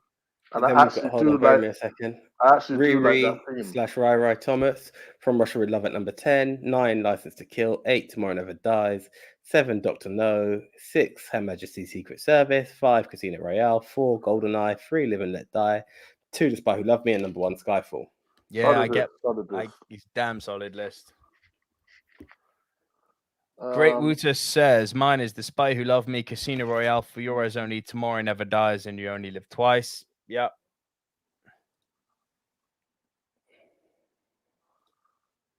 Oh, that's very nice of you to say. Revenge class, it's all subjective. It is. It is all subjective. Nobody is right in this debate. I like it. You don't have to. Yes, good. Guys, discuss. And I enjoy these guys making fun of No Time to Die as well. Anders Rollig, thank you, sir. Diamonds Are Forever is a piece of crap. I would tend to agree. I would tend to agree. I was just but I about also to say, know Andy, others. we're right. I also know others may strongly disagree with that statement. Man, you don't like Plenty O'Toole. Thanks, Harry. Well read. So yeah, where were we? We've got Riri. So Anders Rollig says, so is it down to Goldfinger or Never Say Never? Twice. It's a very tough one. Train fight between Connery and Robert Shaw. Yeah, it really is. The train fight between Connery and Robert Shaw from Russia with Love is fantastic. Harry's boy says the Mount Rushmore should be Goldfinger, The Spy Who Loved Me, GoldenEye, and Casino Royale. That's a freaking good Rushmore, you know. I'm actually leaning heavily towards agreeing with you there. Harry's boy, you may have got something there. Andy is following, however, so we have. Andy says, "My Rushmore contenders. Remember, it should be diverse." Yes, Andy, love that. From Russia with Love, difficult because none of us have brought it up on our top 10s, but it is is an open genre. It's Bond essentially. GoldenEye, Casino Royale, or Skyfall. On Her Majesty's Secret Service. Or License to Kill. I really think On Her Majesty's Secret Service deserves to be there, but again, I'm outvoted. Andy's got a point here. Like, he is calling us on our own, preachy bullshit, which is it needs to be diverse. That other list, it also is must see. It's also must see. Right? I would argue License to Kill is must see. I think it's a superb film. I mean, it's my number 4. It is, but Mount Rushmore. What was the other 4 that was just read? I thought that was a good. From Harry's boy, Goldfinger, Spy Who Loved Me, that list reads really nicely, doesn't it? And it's diverse. It's diverse. 4 different Bonds.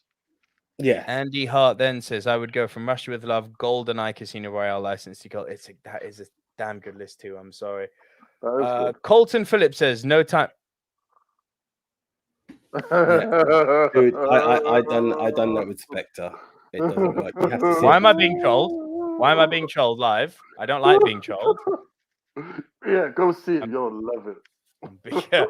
Diamonds Are Forever. Take your whole family to see it, Colton. AJ, I've got a call coming in from the pregnant wife, so please take over the show for a moment. Okay, so I'm taking over while Nico takes this call. I do have a feeling, like even Anders Rollig said it. Harry's boy, you got it. Like, it's a tough one to go through. Great Wouter says, my toilet bowl is Diamonds Are Forever in A View to Kill. That's kind of harsh. That's a lot of diamonds hate here. Anders Rollig, it's not when they're killing off male characters to start a new franchise with James Bond. Oh, there was that spoiler. Move on quickly. Thumbs up. AJ, just quickly, can you keep reading comments out? Keep discussing this Rushmore with Big Tone. I've got to go down very quickly, and I'll be right back up. I'll be right back, guys. Another great train battle between Bond and Jaws. So this is it. We have a lot. Well, you know what? Let's talk about. Why did he not press the camera? Anyway, the silhouette's not on. It's so weird. I don't know what that is going on. So, yeah. guys, let's talk about some of the fight scenes on Bonds, innit? Like one film we haven't mentioned because it's not that great, Spectre, but it does have a great fight scene on the train. Do you know what I'm going to do to kill a bit of time? Batista. Hey, exactly. The animal. He was actually quite good. Here's something. While we've got like potentially 10 or more people still here, we need another the Sentinel. We need another Austin Powers film just to parody the gritty, realistic woke Bond films. Please do that. You know how much I would enjoy that. I have a movie with Blofeld. This is what I'm thinking, Anders. This is why I'm like, Thunderball, man. Thunderball might have to be the one. All right, but we'll wait for Nico to come back on that. But okay, Riri Thomas, the stairwell flight in Casino Royale is the most brutal, I would say.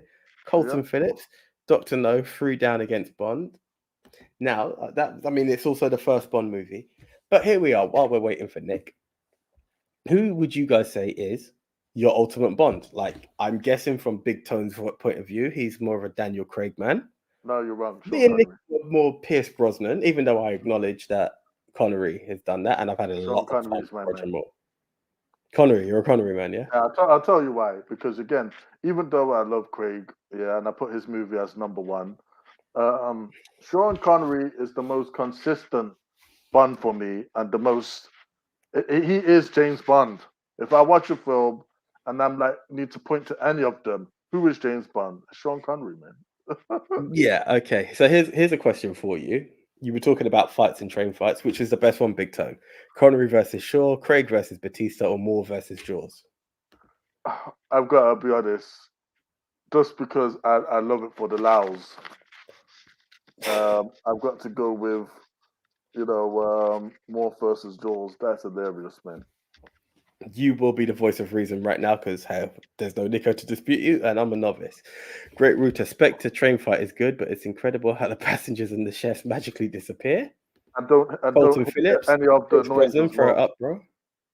Anders Frolic, even though I love Majesty, it's very different. Don't need to be in the Rushmore. Great Router. My least favorite Bond is George Lazenby. A lot of people agree. No love for Bond, George. Revenge Class, objectively, got to be Connery. Yeah. And Andy Hart, OSS 117 is a better parody than Austin Powers. Need to see that, Andy, once again. I will check it out. Once again with the education. The Sentinel, Sean Connery, even though Pierce is the Bond I grew up with, he's so toxically masculine, it's wonderful. He kills the great one-liners and is legitimately dangerous in the role. Harry's boy, best fight in Bond is The Living Daylights, Butler versus Necros. So, thank you for your... Oh, Colton Phillips has come in. I've heard they did Blofeld dirty in No Time to Die. Big Tone, confirm, deny? Possibly. If it's spoiler territory, you don't want to go No. From my subjective opinion, yes, they did. And he may not be the only beloved character they have done dirty in that film. This is interesting. Riri's put them out. Or Rai. Sorry, just don't know how to get it correct. So 6, Daniel Craig, 5, George Lazenby, 4, Timothy Dalton, 3, Roger Moore, 2, Pierce Brosnan, 1, Sean Connery. Oh. Anders Frolic. Goldfinger has Aston Martin with the gadgets. Is Daniel Craig the Marmite of the Bonds? You either love him or hate him. He could well be. I think it's cool to say you hate Lazenby, but it's really mixed with Craig. The only reason why people say Lazenby because he did one film, and a lot of people probably haven't seen that film. Revenge Class. Does Mr. Hink survive? It's left open. Jaws dusted himself off after being booted from the train. Good point. Wow. Guys, thank you very much. Again, the comments have been absolutely insane. Now, if you are, it's a bit of a... I don't know if I can answer this question because I was going to say if you could only vote for one film, but then that would kind of give it away for me next week. So I need to be quiet on that. But guys, while we are still waiting for... Oh, he's back. But before... Yeah, screw it. Yeah, I was going to say when the podcast is available, but you're back. So, any progress on the... Not really. No. We were talking about other stuff, so... We started going down for favourite Bonds, favourite fight scene, favourite train fight scene. All in GoldenEye. I've done dirty in No Time to Die. These are the questions that went out. And essentially, the latest question was, I like Batista in that role. I hope they do bring him back. He was thrown off a train. I'd like to see Bond where Henry Cavill is 007 and Idris Elba is the villain. Hey, you know what? He gets it. I honestly wanted to see and Tom Idris Elba go up against Daniel Craig. I was thinking when all this talk about Black Bond, I would love to see a 008 or whatever, 009 or 00X, whatever the hell they was going to call him. But Idris Elba being that role as an adversary. Thank you. To Bond.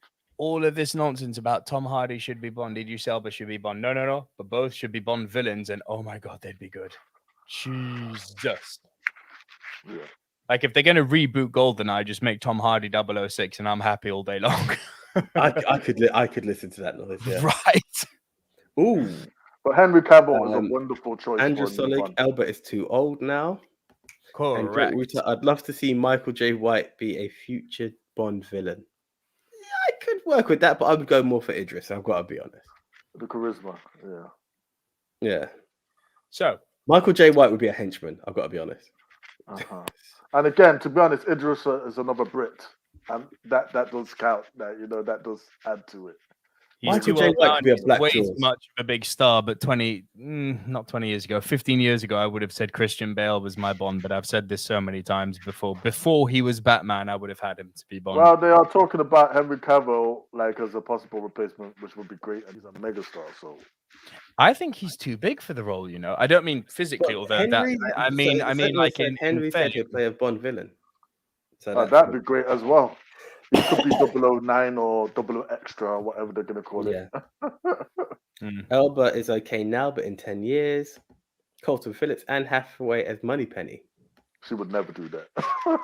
Well, I think it also needs to be a Brit. I just have to be honest. Emily Blunt, maybe, but hey. Nah, these come on, man. These I'm big. just saying if we had to break, They're too big in it for that role. Let's wrap this up now. So we've got GoldenEye, Casino Royale. So we've got Brosnan, we've got Craig. I think Harry's Boy wins. All right. So which Sean Connery film are we putting on? Cavill would be a good choice, but he won't be a damaged Bond. Great Rita, Michael J. White would beat the snot out of Elba, but yes, in actual combat. He beat the snot out of most actors. Elba would have been 009 in No Time to Die instead of Lasagna Teacher's 00 Geezer. We've got to.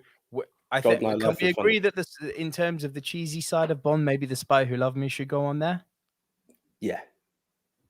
Big I time? don't know. Just for that whole parachute scene. And also, I love the arc, and it's got Jaws. It's got Spy Who Loved Me. You gotta go with this one. Yeah. Cool. And then we're tossing up between it's a toss up between 3 Connery films in one spot, essentially, which is monumentally fucking difficult. Because again, Thunderball has Blofeld, and as someone has said, you got to put Blofeld in there. But then the Spy. Sorry, You Only Live Twice is actually probably the best out of the 3 films. And Disraeli is saying Thunderball or Goldfinger. It has a better Blofeld, if you ask me personally. Goldfinger. But Goldfinger is the most iconic out of all 3 of those films. Blofeld's not a Goldfinger, AJ. Sorry, I'm blanking. No, but Goldfinger is the most iconic out of all 3 of those films, really. Goldfinger? Yeah. I'd agree. And given that we are putting this out on Twitter and for people to decide the overall winner, I think it's probably safe to go that way. Just for the record, is that what Harry's Boy said? Pretty much, mate. Yeah, I thought so. Oh, we're sorted. Let's do it. Okay, here we go. Ladies and gentlemen, the official movie Mount Rushmore of Bond, James Bond movies, in no particular order, is... Yeah, it is actually. I'll read it as Harry Boy said it. Goldfinger. Our second entry is... The Spy Who Loved Me. Our third entry is... GoldenEye. Our final entry into the movie Mount Rushmore of James Bond movies is... Are you tapping or should I just say it? Casino Royale. Okay, guys, thank you very much. Now, Andy. Harry's Boy, I agree with myself, lol. Love it. Right. What actor would do a great Goldfinger in a reboot? Easy. What's his face from Identity, who is Gary also... Gary Oldman would do a great Goldfinger. Especially Gary Oldman should be Thunderball. Okay, you could do that as well. Vincent Vincent Pruitt Taylor, VPT, Vincent Pruitt Taylor, who was the murderer in Identity. He'd be a great Goldfinger. Yeah. I'm just thinking of how Oldman played Winston Churchill. he would look good as Goldfinger. Like he could pull it off. Sure. Goldman's great in anything.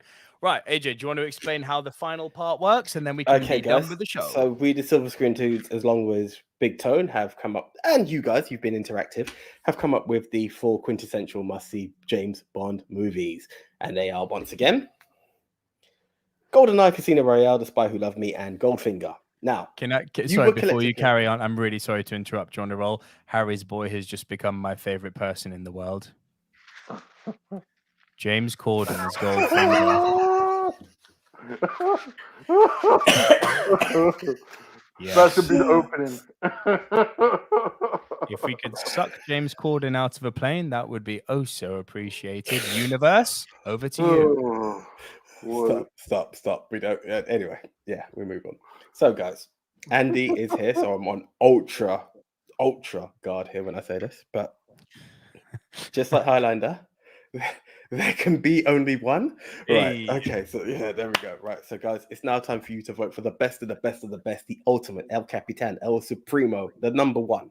What is the best Bond movie? All you have to do is head on over to @MovieMT Rushmore, but more importantly, check out our boy JT of We Love Movies, aka Movie Polls for You. So that's on Twitter. Just hit either of those handles. You can only vote once because just come through us. Keep it simple. Movie Mount Rushmore on Twitter because you're linked to JT from there anyway. So just come to us. Go. Yeah.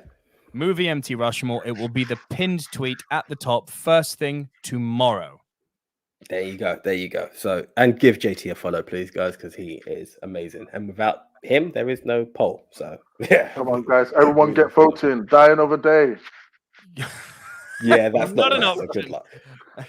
Absolutely not an. Oh my God, Anders Rolik, PSY to play Odd Job Gangnam Style. Gangnam Style. Colton Phillips, quick question, guys. 007 versus Ethan Hunt. 007 kicks his ass. Exactly, he kills him every day of the week. There we go. All right. And Andy said, yes, Oldman would be great as a villain. Okay, guys, so we are really pressed for time. It's pressing into 3 hours, so we really thank you for tuning in for all of this, especially those abroad. Right, so we've done the vote. Did this? Oh, yeah, last week our topic was... Last week, because remember, we do this show every single week right here on the YouTube channel, but last week our topic was the best serial killer movies. And our contenders were? Our contenders were Psycho, 7, The Silence of the Lambs, American Psycho. We had, 552 people vote. And AJ, just because it's really late, I'm going to skip on the comments exceptionally, but normally we would read out comments. But guys, forgive me, pregnant wife next door, not going to be around again, to 3 hour much show. longer. 3 hour show. So also not normally 3 hours. It's normally around an hour and a half. So thank you everyone for interacting. AJ, do you want to take a guess at the order? Right. In at number 4 was American Psycho. Yeah, it got decimated. 6%. Ooh, Coach Carter. Damn. Not quite. Okay. That was 4. Anyway, I'm not going to get into it. In at number 2. Oh, this is tough competition here. In it. Oh, fuck me. So between Psycho 7 and The Silence of the Lambs, who came third? I don't know why I'm doing this because I love Hitchcock, but Psycho in at number 3. Spot on, 21%. Now it gets really tough. Personally, I would say Silence of the Lamb is number 2, but I'm going to say 7. Clean sweep for you, my friend. 7 is number 2 with 31%. Silence of the Lambs got 42%. And guys, if you want to get in on the voting, as AJ said, from tomorrow, head over to Movie MT Rushmore on Twitter @Movie MT Rushmore. We'll even put a link to the poll down in the video description so you can come back to the video and look for the link there. Vote for your winner. Put a comment in. We'll read out your comment. We'll shout out your Twitter handle on the podcast episode next week. We will be back with another top 10 show next week. 9:30, 9 p.m. BST, British Standard Time, same sort of time. But for now, it has been truly amazing having you all join us and comment away and interacting with us. Honestly, it's awesome to see so many movie fans. It is genuinely awesome to see so many new faces coming in and supporting the channel. Cannot thank you enough for that. I'll pay it back. Some of you want me to do weekly reviews. I'll do them. But this show is here to stay. It's our weekly top 10 show. Please come and interact with us every week. And if you've got a top 10 that you want us to do, tell us. We do fan selection shows all the time. Harry's boy says, great show, guys. See you again. Thank you so much, Harry. And hey, you basically created the Rushmore, mate. So, and Revenge Class, in reference to the serial killer movie, says, Manhunter rules. I know Andy Hart's told me about this one. I need to do it. Andy Hart gives us a thumbs up. Andy Hart, it was so nice having you live on the show with us, mate. Genuinely, I can't tell you how much that means to us. But that's it for this week, guys. So thank you. Please be sure to share the video with anyone who you think may be interested. And hopefully we'll see you all next week for another top 10. Can I also say, though, if people don't do YouTube but they want to be underground and listen, you can catch us on Spotify, iTunes, Apple Podcasts, Castbox, Deezer, Spreaker, iHeartRadio, Podchaser, TuneIn, Stitcher, and GeoSavin. Just search for Movie Mount Rushmore. Guys, honestly, nothing but love to you all. And Astrology, you are welcome. Thank you for the comments and joining us, even though it's mega late for you, and to everyone, because my God, it's after 12 now, even here in the UK.